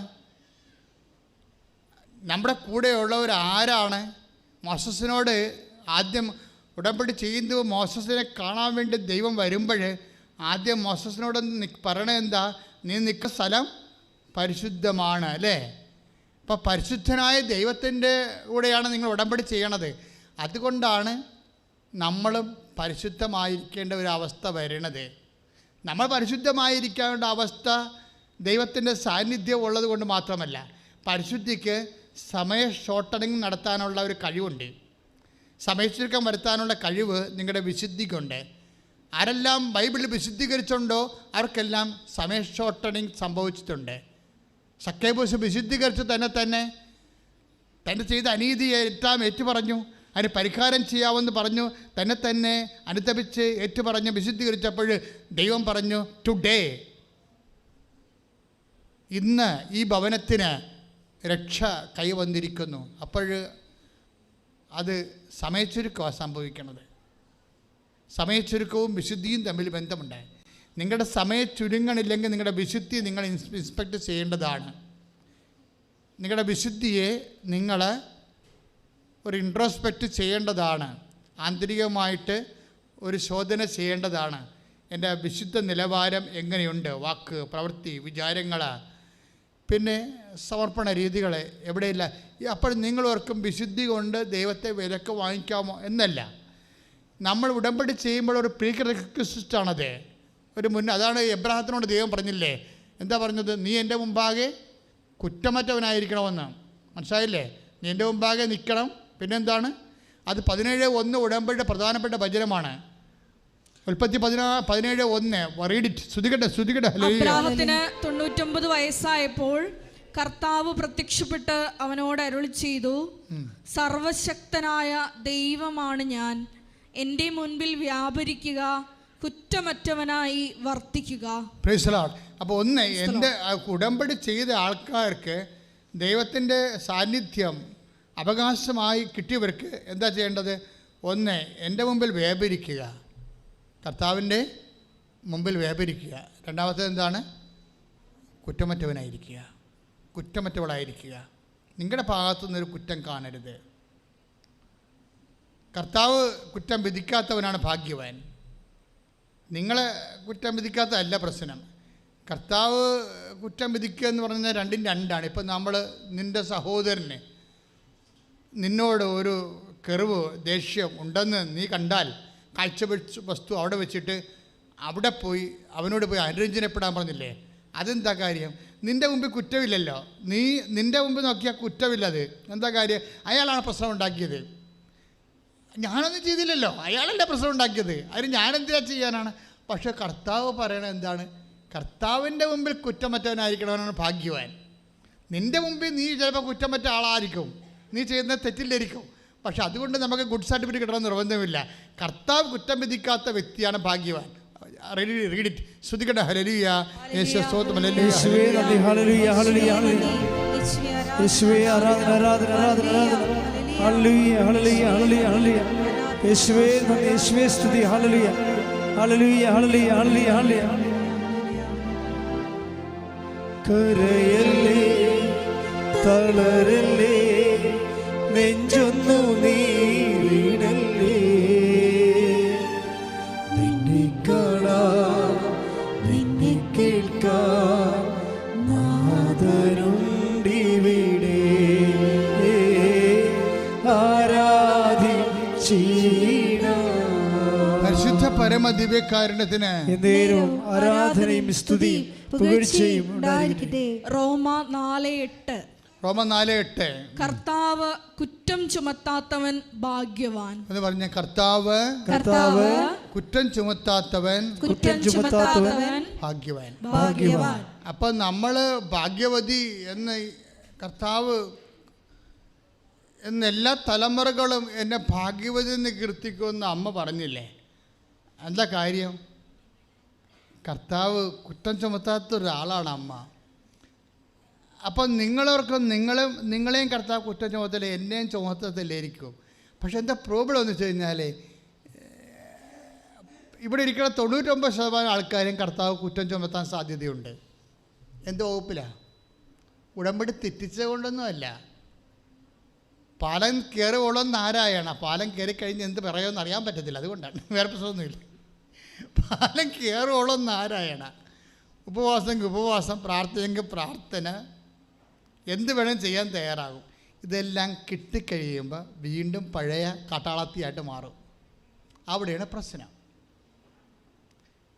നിങ്ങൾ ഉടമ്പടി വെച്ച വിഷയങ്ങളുമായി കർത്താവ് തീരുമാനം ഉണ്ടാക്കി കഴിഞ്ഞാൽ പിന്നെ നിങ്ങളുടെ ഒരു അവസ്ഥ ഓർക്കുമ്പോൾ കർത്താവിന്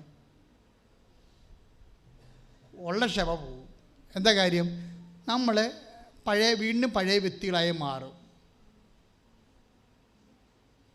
എന്താ പഴയ വ്യക്തികളെന്ന് പറഞ്ഞാൽ? അർത്ഥത്തെ കൂപ്പ് തേക്കത്തില്ല, ആർക്കും ഒന്നും കൊടുക്കത്തില്ല, രോഗികളെ കണ്ട മൈൻഡ് ചെയ്യത്തില്ല, ആശുപത്രിയിൽ പോകത്തില്ല. അപ്പം നിങ്ങളിപ്പോൾ ഈ കാണിക്കുന്ന ഓരോ കാട്ടായം കാണുമ്പോൾ കർത്താവിനറിയാം, ചുമ്മാ ഇതൊക്കെ വെറുതെ ഇപ്പോഴത്തേക്ക് വേണ്ടിയുള്ള കുറച്ച് അഡ്ജസ്റ്റ്മെൻറ്റ്സ് അല്ലേ. ഇവളെ അനുഗ്രഹിച്ച് കഴിയുമ്പോൾ ഇവൾ പഴയ ആളായി മാറും. എന്താ കാര്യം? നമുക്ക് ജോലി കിട്ടിയിട്ട് നമുക്ക് പ്രതികാരം ചെയ്യാതിരിക്കുന്ന ആൾക്കാരുണ്ട്. ജോലി കിട്ടിയിട്ട് ഇപ്പം നമ്മളിപ്പോൾ ഒരു ലിഫ്റ്റ് കാണിക്കുകയാണ്. നമ്മളിപ്പോൾ ബൈക്കിൽ പോവാണ്, ഉടനെ ലിഫ്റ്റ് കാണിച്ച് അവർ തിരക്കായ കൊണ്ട് ചിലപ്പോൾ അവിടെ തന്തക്ക് വായി കുടിക്കാൻ മേടിക്കാൻ പോവുകയായിരിക്കും. ചിലപ്പോൾ എന്തോ ആയിക്കോട്ടെ, അവർ വണ്ടിയെ കയറ്റിയില്ല, അതോടുകൂടി നമ്മൾ ഉടമ്പടി എഴുതി വെച്ചിട്ടുണ്ട്, ബൈക്ക് വാങ്ങിക്കണമെന്ന്, ഡ്യൂക്ക് തന്നെ വാങ്ങിക്കണമെന്ന് എഴുതി വെച്ചിരിക്കുകയാണ്. പണിയായില്ലേ? എന്തിനാണ്? അവനെ കാണിക്കാൻ വേണ്ടി, അവൻ്റെ അടുത്ത് പത്രാസ് കാണിക്കാൻ, പത്രാസല്ലേ അതിനു വേണ്ടി എഴുതി വെച്ചിരിക്കുകയാണ്. ഇനി അത് നീ ബൈക്ക് വാങ്ങിച്ചെന്ന് വിചാരിച്ചോ, നീയും അത് തന്നെ ചെയ്യും. നിന്നെ ബൈക്കൊക്കെ കയറ്റാത്ത കണ്ട് നീയും ഇനി ഇത് വാങ്ങിച്ചു കഴിഞ്ഞാൽ മറ്റുള്ളവരെയും കയറ്റത്തില്ല. ഇത് കർത്താവിന് അറിയാം. ഇതൊന്നും നിങ്ങൾ ചെക്ക് ചെയ്യണം. ഞാൻ രക്ഷപ്പെട്ടാൽ ഞാൻ ആ പഴയ ആളായിട്ട് മാറിയിട്ട് പ്രതികാരമോ അതുപോലെ അതുപോലുള്ള ലോകത്താരുടെ നടപടിക്രമം എടുക്കുമെങ്കിൽ കർത്താവ് കുറ്റം ചുമത്തും നിങ്ങളാണ്. അവിടെ വിഷയം അതാണ് 8:4 പറയണത്. കർത്താവ് കുറ്റം ചുമത്താത്തവൻ ഭാഗ്യവാനെന്ന്. കർത്താവ് 4:8 കർത്താവ് കുറ്റം ചുമത്താത്തത്. ഉടമ്പടിയുടെ ഏറ്റവും വലിയ മർമ്മമാണത്. അത് നിങ്ങളൊന്ന് കറക്റ്റ് ചെയ്യണമെങ്കിൽ നിന്ന് അനുഗ്രഹം തുടങ്ങും കർത്താവ്. ദൈവമേ, എനിക്ക് ജോലി കിട്ടിയ ഞാൻ വീണ്ടും എന്നെ വേദനിപ്പിച്ചവരുണ്ട്, എന്നെ കൂട്ടത്തിൽ കൊച്ചാക്കിയവരുണ്ട്, എന്നെ കളിയാക്കിയവരുണ്ട്. ചെറിയ ആൾക്കാർ പ്രസവിക്കാൻ നടക്കണേ എന്തിനാണെന്ന് അറിയാവോ? അവർക്ക് പ്രസവിച്ച് മക്കളെ കിട്ടാൻ വേണ്ടിയല്ല, അവരെ മച്ചിയെന്ന് വിളിച്ചവർക്ക് 2 പറയാൻ വേണ്ടിയാണ്. മനസ്സിലായില്ലേ? അവരെ ഈ ചിലപ്പോൾ മച്ചിയെന്നൊക്കെ വിളിക്കുമല്ല, അങ്ങനെ വിളിക്കും അങ്ങനെ. അപ്പോൾ അവരെ കരുതിക്കൊണ്ട് വെച്ചേക്കാണ്. സ്വന്തം ഭർത്താവല്ലെങ്കിൽ ശരി, വേറെ ആരാലും ശരി, മക്കളുണ്ടായിട്ട് കാര്യമെന്ന് പറയും. അങ്ങനെ മനുഷ്യാരൂപി ഇങ്ങനെ കയറി വരും. അങ്ങനെ വരുമ്പോൾ സ്വാഭാവികമായിട്ടും കർത്താവിൻ്റെ മുമ്പിൽ 5:23 ലെവൽ കണ്ടില്ലേ? മത്തായി 5:20 വായിച്ചേ. ശ്രുതിക്കട്ടെ. ഹല്ലേലൂയ. യേശുവേ നന്ദി. ഹല്ലേലൂയ. ഹല്ലേലൂയ. ഹല്ലേലൂയ. യേശുവേ മത്തായി 5:23 നീ ബലിപീഠത്തിൽ കാഴ്ചയർപ്പിക്കുമ്പോൾ, ഒന്ന് പറഞ്ഞേ, നീ ബലിപീഠത്തിൽ കാഴ്ചയർപ്പിക്കുമ്പോൾ നിന്റെ സഹോദരന് നിന്നോട് എന്തെങ്കിലും വിരോധമുണ്ടെന്ന് അവിടെ വെച്ച് ഓർത്താൽ കാഴ്ചവസ്തു അവിടെ ബലിപീഠത്തിന് മുമ്പിൽ വെച്ചിട്ട് പോയി സഹോദരനോട് രമ്യതപ്പെടുക, പിന്നെ വന്ന് കാഴ്ചയർപ്പിക്കുക. മറ്റുള്ളവരോട് സഹോദരങ്ങളോട് രമ്യപ്പെടുക. അത് നീ മൂലം ഉണ്ടായിട്ടുള്ള കുഴപ്പം അല്ലെങ്കിൽ പോലും, അവർ മൂലം ഉണ്ടായ കുഴപ്പമാണെങ്കിൽ പോലും നിങ്ങൾ രമ്യതയിലിരിക്കാനാണെന്ന് കർത്താവ് ആഗ്രഹിക്കുന്നത് കൊണ്ടാണ് വിഷയം. അപ്പോൾ അങ്ങനെ അല്ല എങ്കിൽ കർത്താവ് നിങ്ങളെ കുറ്റം ആരോപിക്കാൻ സാധ്യതയുണ്ട്. കാര്യം എന്താണ്? കർത്താവ് be holy as I am holy, എബ്രാഹത്തിനോട് പറയുന്ന വാക്കുകളാണ്. ഞാൻ പരിശുദ്ധനായിരിക്കുന്ന പോലെ നിങ്ങളും പരിശുദ്ധനായിരിക്കണം. ഇതൊരു പരിശുദ്ധിയിലേക്കുള്ള ഉടമ്പടി എപ്പോഴും ശ്രദ്ധിക്കണം. അത് നിങ്ങൾക്ക് ഓരോരോ കാര്യം സാധിച്ചെടുക്കാനുള്ള കുട്ടി ഉപായങ്ങളല്ല. ശരിക്കും പരിശുദ്ധിയിലേക്കുള്ള വിളിയാണ്. പരിശുദ്ധിയിലേക്കുള്ള വിളി അത് ബി പെർഫെക്റ്റ് എന്ന് പറഞ്ഞ കൂട്ടത്തിൽ തന്നെ അതിനോട് ചേർന്ന് കർത്താവ് പറയുമ്പോഴും അതിന് മാറ്റം ഉണ്ടാക്കുന്നില്ല. പഴയ നിയമത്തിലുള്ളതാണ്.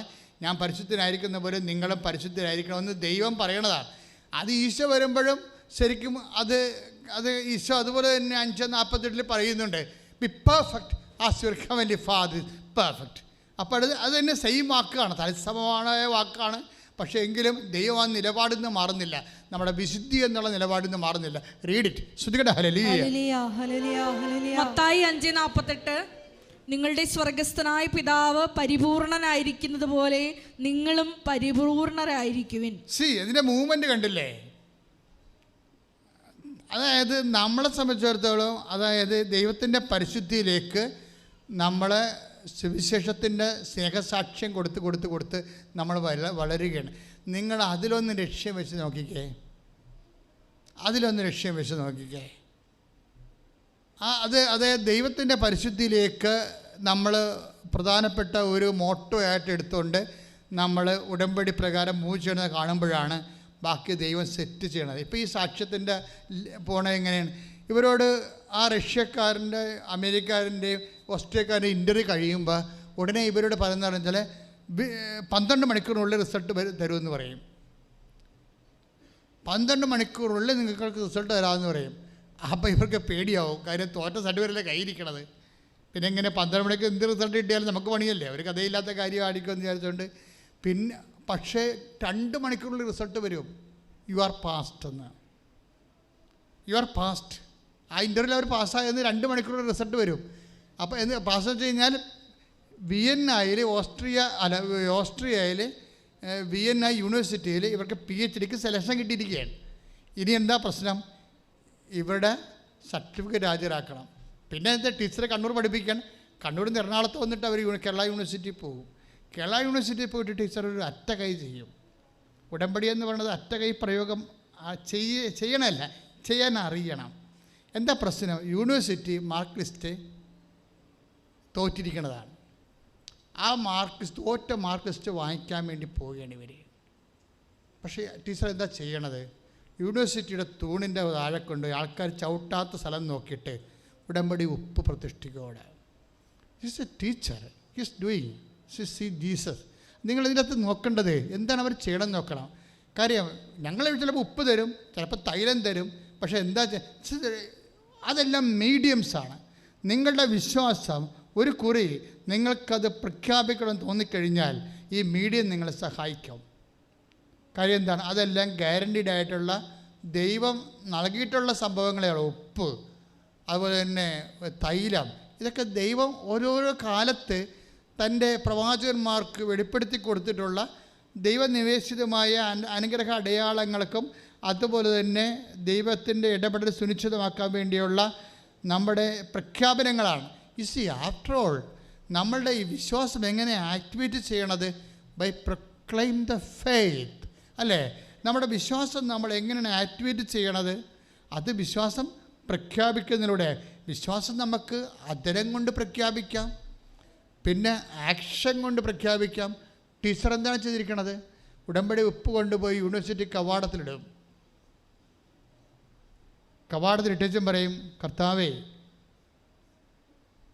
ഇവിടുന്ന് ഞാൻ ഇറങ്ങുമ്പോൾ പാസ്സായ സർട്ടിഫിക്കറ്റ് കൊണ്ട് ഇറങ്ങാമെന്ന് ഞാൻ അനുവദിക്കാവൂ. This is the demand. കാരണം എൻ്റെ മകൾ ആദ്യം മുതൽ പഠിക്കണതാണ്, 1-ാം ക്ലാസ് മുതൽ പഠിച്ച് കയറി വരുന്നതാണ്.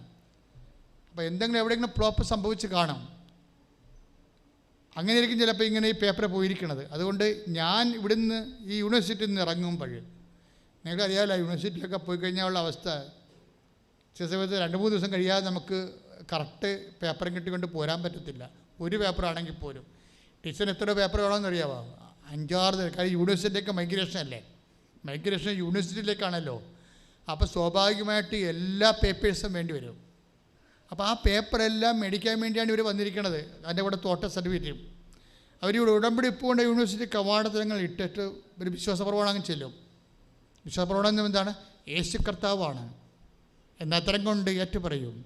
ദൈവനെ മരിച്ചുയർപ്പിച്ചെന്ന് ഹൃദയത്തിൽ വിശ്വസിക്കും. കാര്യം അവരെ ട്രെയിൻഡ് ചെയ്ത് വന്നതാണ്. അവിടെ അമ്മ ഉസ്താദായിരുന്നു, ഭയങ്കര വിശ്വാസത്തിൻ്റെ വലിയ ആളായിരുന്നു. ഒരു പഠന അധ്യാപിക പോലെയാണ് അവർ പറഞ്ഞത്.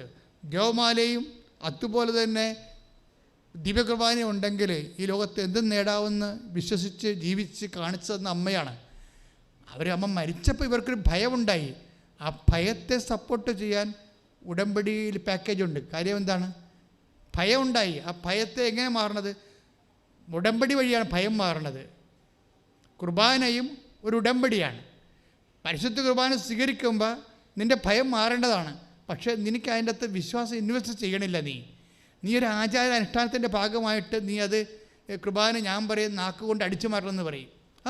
100 പേര് കുർബാന സ്ഥിരിച്ചാൽ അതിൽ 80 പേര് നാക്കുകൊണ്ട് കുർബാന അടിച്ചു മാറുന്ന പാർട്ടിയാണ്. കാര്യം അവർ കുർബാനയാണെന്നറിയത്തില്ല, കുർബാന എന്താണെന്നറിയത്തില്ല. കുർബാനയ്ക്ക് വേണ്ടി ഒരു മനസ്സ് ഒരു 5 മിനിറ്റ് പോലും ഏകാഗ്രമായിട്ട് കർത്താവിനെ ഓർക്കണില്ല. അവർ കർത്താവിനെ കുറിച്ച് ചിന്തിക്കണില്ല, ആരാണ് വന്നെന്ന് ഓർക്കണില്ല. പള്ളിയിൽ നിന്ന് ഇറങ്ങിക്കഴിയുമ്പോൾ പിന്നെ വേറെ ലോകത്തേക്ക് പോയിട്ട് അങ്ങനെ ഒരാളെ സ്വീകരിച്ചതിൻ്റെ തെളിവ് പോലുമില്ല. മരണം സംഭവിക്കുകയാണ്.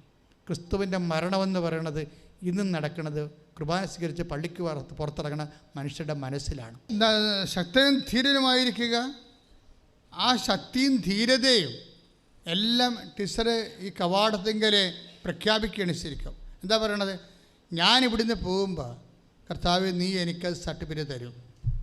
ഞാനത് പൂർണ്ണമായും വിശ്വസിക്കുന്നുണ്ട്. അവരുടെ വിശ്വാസമാണ് സംഭവം. നിങ്ങൾക്കറിയാവില്ല, വിശ്വാസം എന്ന് പറയുന്നത് എന്താണ്? എന്തിനാണ് നമ്മൾ വിശ്വസിക്കണത്?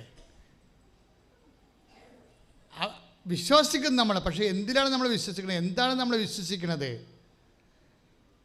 നമ്മൾ വിശ്വസിക്കുന്നത് യേശു കർത്താവാണെന്നാണ്. This is the core of a faith. നമ്മുടെ വിശ്വാസത്തിൻ്റെ കാമ്പെന്ന് പറയുന്നത് എന്താണ്? Jesus is the Lord. യേശു കർത്താവാണ്. യൂണിവേഴ്സിറ്റിയുടെ ഡീനല്ല കർത്താവ്, യേശുവാണ് കർത്താവ്. എൻ്റെ മാർക്ക് ലിസ്റ്റ് ഇഷ്യൂ ചെയ്യുന്ന സൂപ്രണ്ടല്ല കർത്താവ്, യേശുവാണ് കർത്താവ്. ഇപ്പം ഞാനിവിടെ നിന്ന് പോകുമ്പോൾ കർത്താവ് എനിക്ക് ജയിച്ച സർട്ടിഫിക്കറ്റ് തരും. That is my faith. അതാണ് എൻ്റെ വിശ്വാസം എന്ന് പറഞ്ഞുകൊണ്ടാണ് ഇവർ ഉപ്പ് ഇൻസ്റ്റാൾ ചെയ്യണത്. വിശ്വാസ പ്രമാണം ചൊല്ലി. ഇതൊരു ആക്ടിവേഷനാണ്.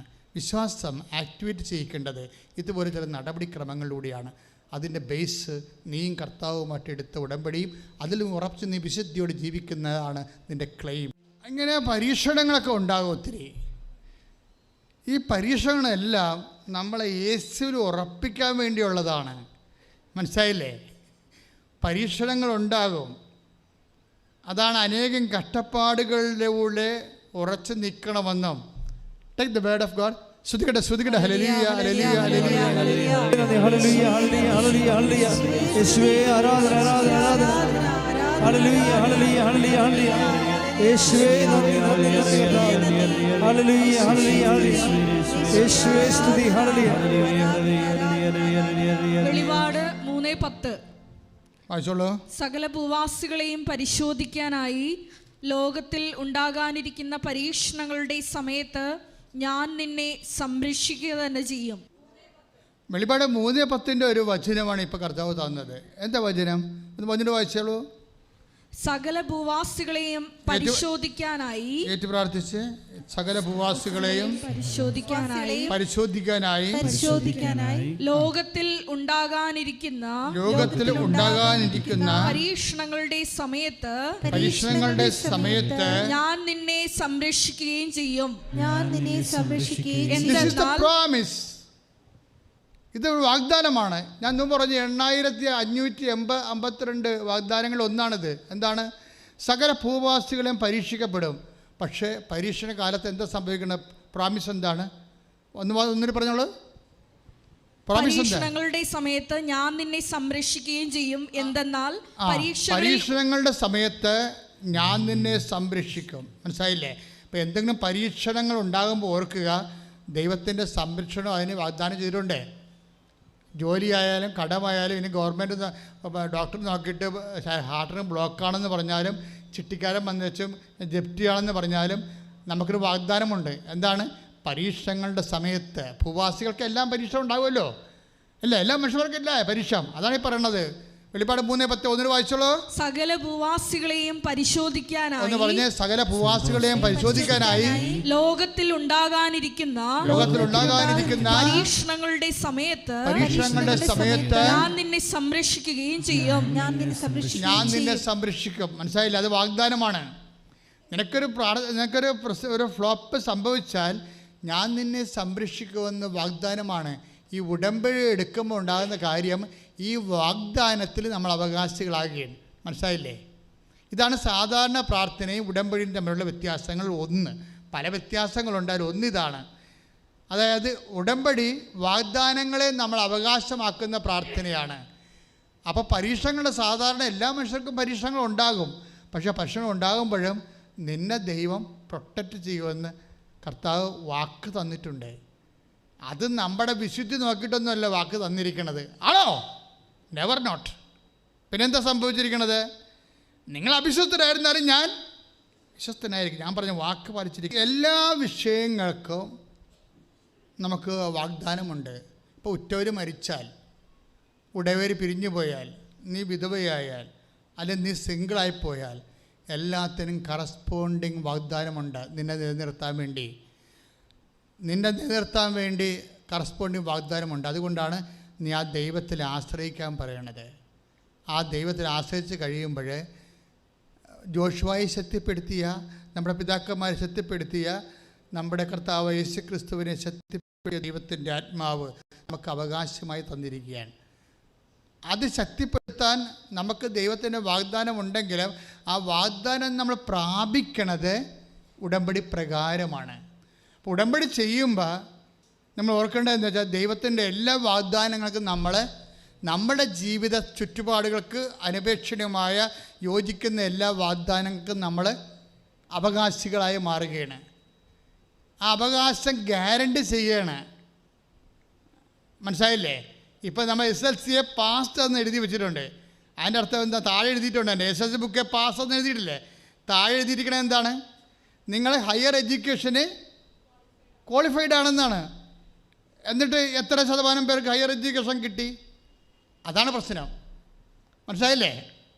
അതായത് ഹയർ എഡ്യൂക്കേഷന് വേണ്ടി ക്വാളിഫൈഡ് ആണെന്ന് പറഞ്ഞ് നമ്മൾ പാസ്സെന്ന് പറഞ്ഞ് ഗവൺമെൻറ് കൺട്രോളർ എക്സാമിന് നമുക്ക് ഒപ്പിട്ട് തരുന്നുണ്ട്. പക്ഷേ ഒപ്പിട്ട് തന്നാലും നമുക്ക് സീറ്റ് കിട്ടണമെന്ന് നിർബന്ധമില്ല. എന്താ കാര്യം? ഇവിടെ മത്സരമാണ്. നമ്മളെക്കാൾ കേമന്മാർ കയറിപ്പോകും.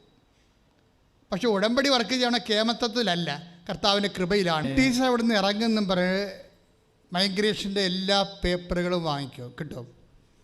യൂണിവേഴ്സിറ്റിയിൽ 5-10 ഡിപ്പാർട്ട്മെൻറ്റിലായിരിക്കും, 5-6 ടേബിളിലായിരിക്കും പേപ്പറെല്ലാം, അല്ലേ? സൂപ്രണ്ട് തൊട്ട് പിയൂൺ വരെ ഡയറക്ടർ വരെ ഇങ്ങനെ ഞാൻ കുറേ പ്രാവശ്യം പോയിട്ടുള്ളതാണ് പല കാര്യങ്ങൾക്ക് വേണ്ടി പലയിടത്തും. അപ്പോഴേ നമുക്കറിയാം ഗവൺമെൻറ് ഓഫീസിൽ പോകുമ്പോൾ അതിന് ടൈം എടുക്കും. അതിൻ്റെ മുറ പോലെ പോകത്തുള്ളൂ. അപ്പോൾ അങ്ങനെ വരുമ്പോൾ സ്വാഭാവികമായിട്ട് നമ്മൾ അടുത്ത ടേബിളിലുള്ള ആളായിരിക്കും ഒപ്പിട്ട് തരേണ്ടത്.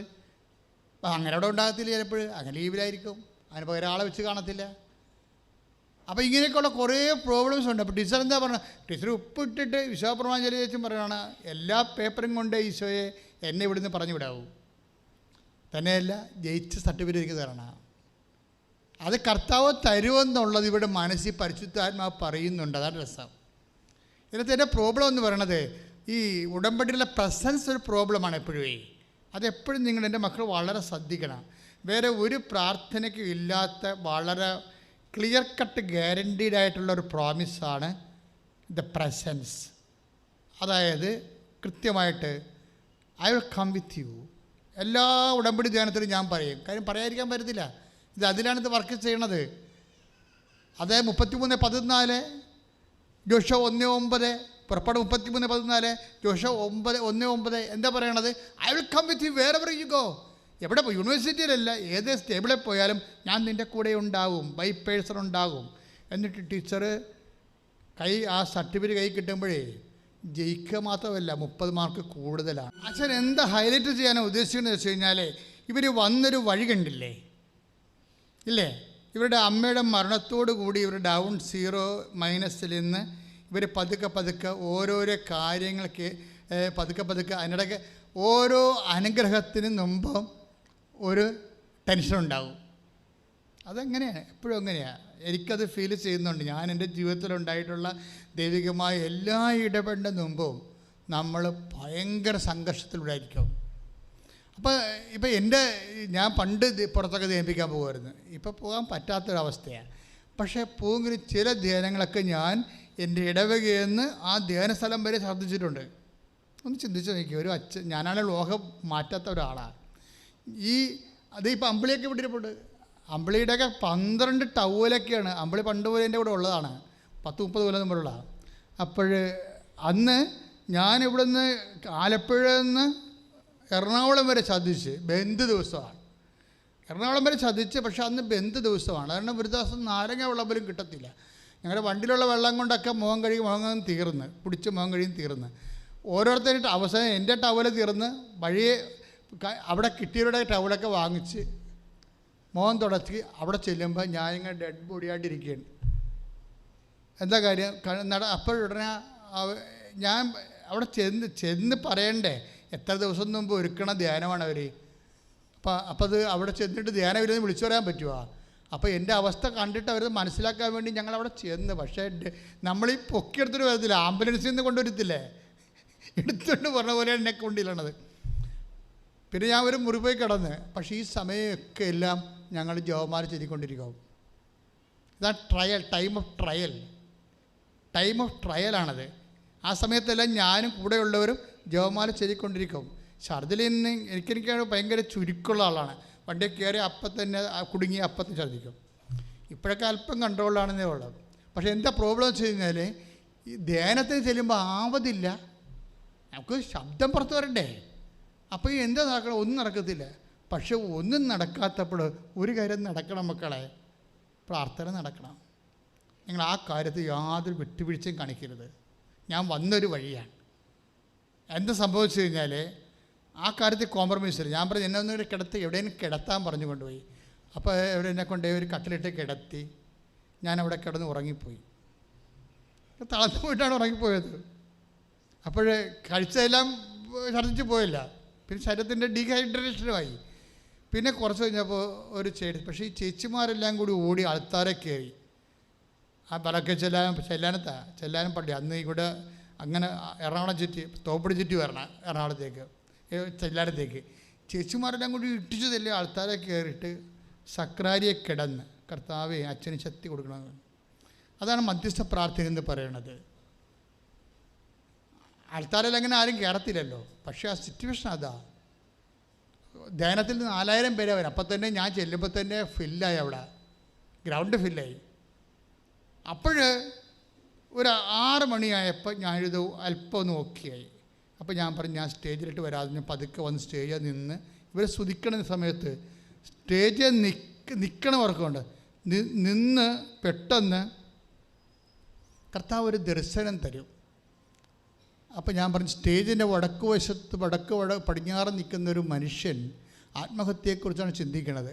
അയാളുടെ വൈഫ് തിരിച്ചു വരും, സ്വീകരിക്കാൻ കർത്താവ് പറയുന്നുണ്ടെന്ന് പറഞ്ഞു. 4000 പേരല്ലേ ഉള്ളത്. അന്ന് ഇടിപെട്ട മെസ്സേജും അതുപോലെ അഭിഷേകവും നടന്നൊരു ദിവസമാണത്.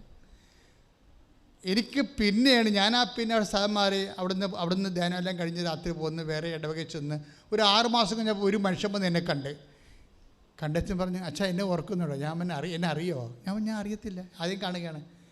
അച്ഛനാണ് എന്നെ രക്ഷിച്ചത്. ഞാൻ പറഞ്ഞു നിങ്ങളെ രക്ഷിച്ചാ? എന്താ പുള്ളി പറയണമെന്നറിയാമോ?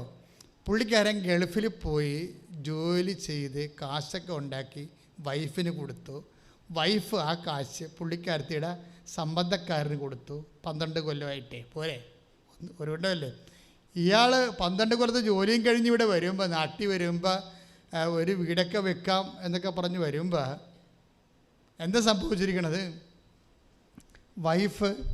കാശ് വൈഫിൻ്റെ കയ്യിലില്ല. ഇവർ തമ്മിൽ ചോദിച്ചു. അയാളെ ഈ വൈദ്യൻ ഇച്ഛിച്ചതും രോഗി ഇച്ഛിച്ചതും പോലെ വൈദ്യൻ കൽപ്പിച്ചതും പാലെന്ന് പറഞ്ഞ് 2 അടി കിട്ടുക എന്നുള്ളതായിരുന്നു അവരുദ്ദേശിച്ചത്. ആ അടി അവർ മേടിച്ച് അവരപ്പം തന്നെ സൂട്ട് കേസ് കൊണ്ടു പോവുകയും ചെയ്തു.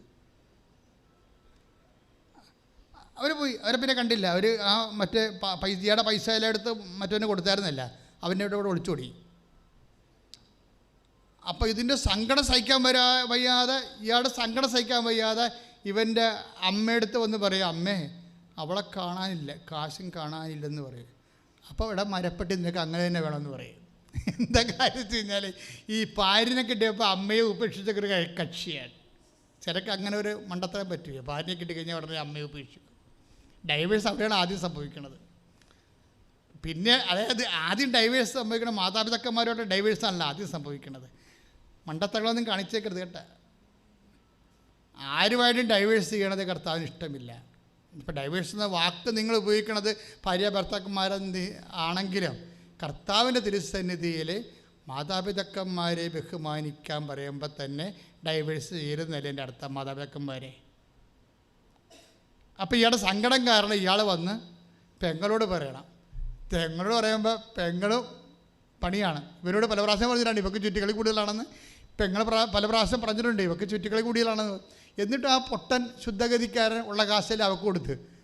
ഇപ്പോൾ പെങ്ങളെന്താ പറയണത്? നീ പോയി കെട്ടി തൂങ്ങണമെന്ന് പറഞ്ഞ് അവർക്ക് പറഞ്ഞിട്ടാണ് പറഞ്ഞത്. അപ്പോൾ ഇപ്പോൾ എല്ലാ ഭാര്യയും പോയി, അമ്മയും പോയി, പെങ്ങളും പോയില്ലേ. ഈ മനുഷ്യൻ കെട്ടിത്തൂങ്ങാൻ വേണ്ടി അരൂര് പോയി കായലിൽ ചാടാൻ വേണ്ടി വന്ന് നിൽക്കുകയാണ്. എവിടെ? ഈ എറണാകുളത്തെ ബസ് സ്റ്റോപ്പിൽ വന്ന് നിൽക്കുകയാണ്. അപ്പോഴാണ് ഞാനും ഛർദിലും കൂടി അടിച്ചതിലിരണത്. എന്നെ ഇവർ പിടിച്ചിറക്കുകയല്ലേ. പിടിച്ചിറക്കുമ്പോൾ പുള്ളിക്കാരൻ പറയണത്, അപ്പോൾ ഞാൻ അവശനായിട്ട് കക്ഷത്ത് കൈയിട്ടാണല്ലോ വണ്ടിയിൽ നിന്ന് ഇറങ്ങുമ്പോൾ അയാൾ പറയണത് അയാളെ ഞാൻ നോക്കിയെന്നാണ്. ആരെ നോക്കാം? എനിക്ക് എന്നെ തന്നെ നോക്കാൻ പറ്റാത്ത അവസ്ഥ. പെട്ടെന്ന് അയാൾ പറയണതേ ഒരു മിന്നൽ പായണ പോലെ തോന്നി വെച്ചാ. ഞാൻ പിന്നെ ഓടി വണ്ടി 6:30 വരണത്. ഒരു വണ്ടി ബന്ധു തിരണ 6 മണിക്കാണ്, 6:30 വണ്ടിയുണ്ട്. ആ വണ്ടിക്ക് അരൂര് പോയി ചാടാൻ പോകുകയാണ് ഹായലിൽ. അപ്പോൾ ഞാൻ ഓർത്ത് എന്നാൽ ധ്യാനത്തിൽ കൂടാവുന്ന. അങ്ങനെ ആ പാവപ്പെട്ടവൻ ആ പെട്ടെന്നുള്ളൊരു ഇതിൽ പോയി ധ്യാനത്തിൽ നിന്നപ്പോഴാണ് അവൻ്റെ പേര് പറയണത്. ഇന്ന ആൾ ഇന്ന സ്ഥലത്ത് നിൽക്കുന്നുണ്ട്, അവൻ ആത്മഹത്യ ചെയ്യരുതെന്ന് കർത്താവ് പറയണം. അവൻ്റെ വൈഫ് തിരിച്ചു വരും, അവളെ സ്വീകരിക്കാൻ ഈശോ പറയണമെന്ന്. ഈ പറയണ സമയത്ത് തന്നെ ഈ മനുഷ്യനെ വേറെ അന്യപുരുഷൻ്റെ കൂടെ പോയ വൈഫിനെ സ്വീകരിക്കാനുള്ള അഭിഷേകം കർത്താവ് കൊടുത്തു. ഇത്ര അഭിഷേകമാണ്. നമുക്ക് കർത്താവ് ആരാണെന്ന് അറിയണമെങ്കിൽ നമ്മളൊരു 1000 പ്രാവശ്യം ഇവിടെ ജീവിക്കാൻ വേണ്ടി ആഗ്രഹിക്കും. നമ്മൾ അത്രയ്ക്ക് വലുതാണ്. നിൻ്റെ വൈഫ് പോയാലും, നിൻ്റെ ജീവിത പങ്കാളി പോയാലും, നിൻ്റെ കുഞ്ഞുങ്ങൾ പോയാലും കർത്താവിന് സ്വന്തമായിട്ട് ആരോ പോയ പോലെ തോന്നും. നിൻ്റെ മനസ്സിൻ്റെ വേദന മനസ്സിലാക്കും. ഈ 4000 പേരുടെ കൂട്ടത്തിൽ നിന്ന് നിന്നെ മാത്രം ട്രേസ് ഔട്ട് ചെയ്യും.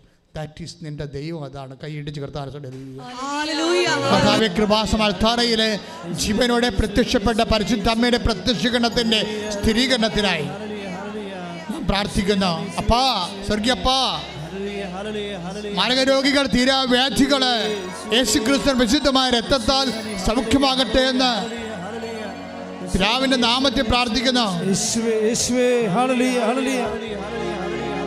കർത്താവേ, വിസർപ്പ രോഗികള്, ത്വക്ക് അലർജിയുള്ളവര്, അസ്ഥി ഉരുക്കമുള്ളവര്, അസ്ഥി ക്ഷയിക്കുന്നവര്, സോറിയാസിന്റെ രോഗമുള്ളവര്, വേരിക്കോസ് രോഗികള്, തലമുടി കൊഴിയുന്നവര്, തലയിൽ സിസ്റ്റുള്ളവര്, പിൻകഴുത്തിൽ വേദന ഉള്ളവര്, മക്കളില്ലാത്തവര്, ഉള്ള മക്കൾ നടക്കാത്തവര്, സംസാരിക്കാത്തവര്, ഓട്ടിസം ഉള്ളവർ, ഹൈപ്പർ ആക്ടിവിറ്റി ഉള്ളവര്, ഗർഭിണികള്, ഗർഭത്തിൽ കുഴപ്പങ്ങളുള്ളവര്, കുഞ്ഞിന് വളർച്ചയില്ലാത്തവര്,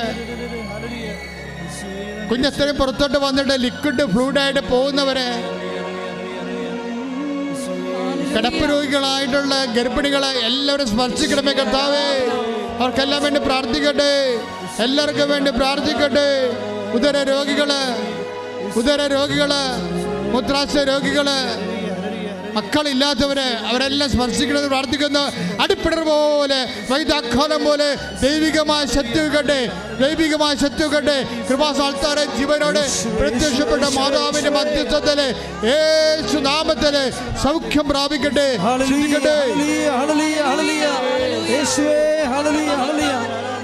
ശ്രദ്ധിക്കട്ടെ.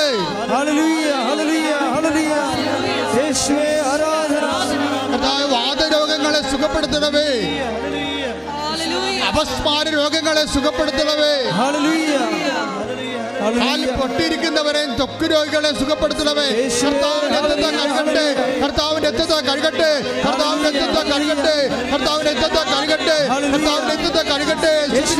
ശ്രദ്ധിക്കട്ടെ.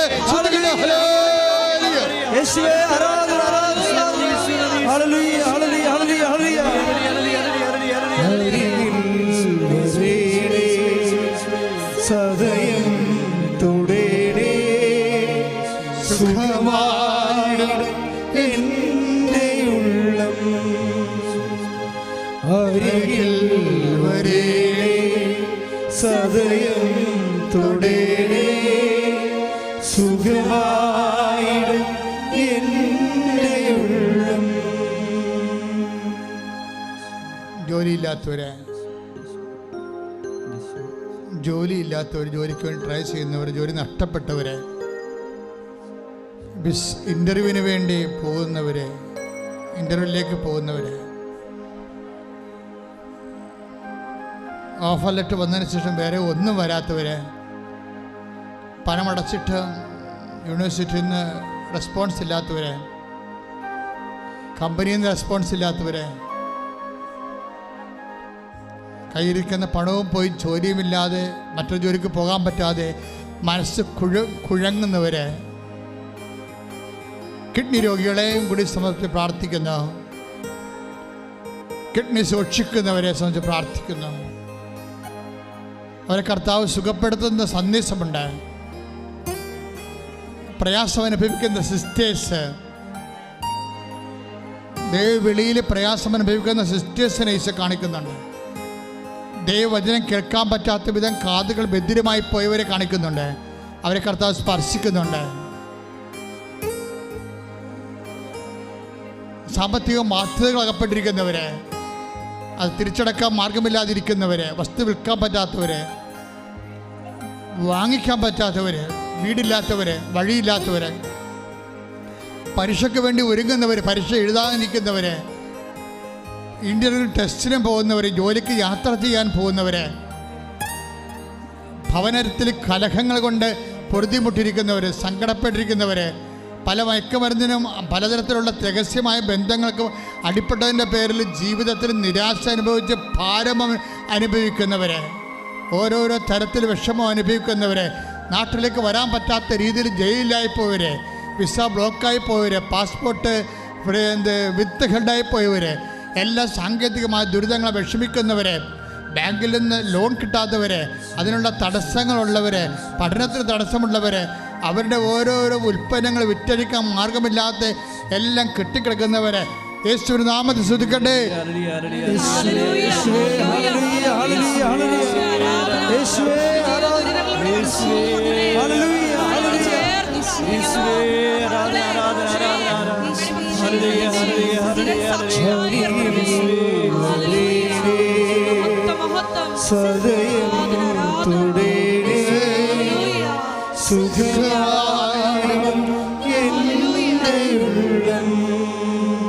അരികിൽ വരേണേ സദയം തൊടേണേ സുഖമായിടും എൻ്റെ ഉള്ളം.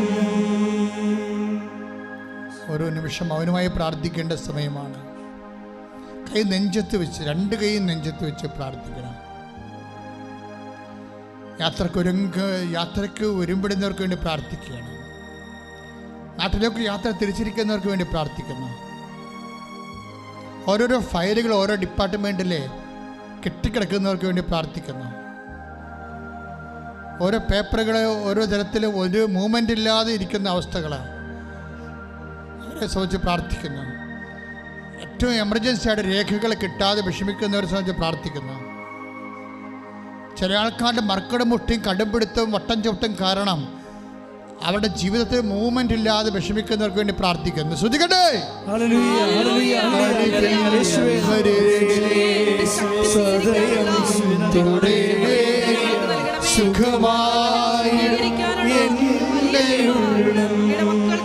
അരികിൽ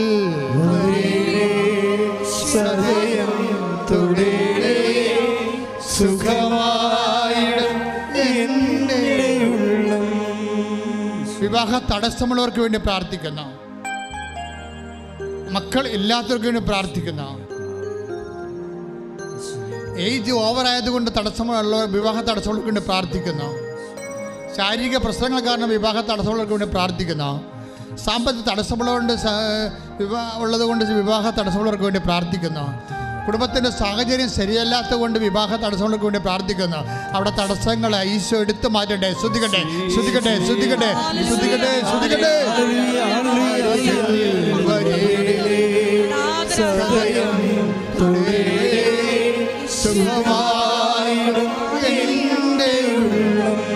അരികിൽ വരേണേ സദയം തൊടേണേ സുഖമായിടും എൻ്റെ ഉള്ളം.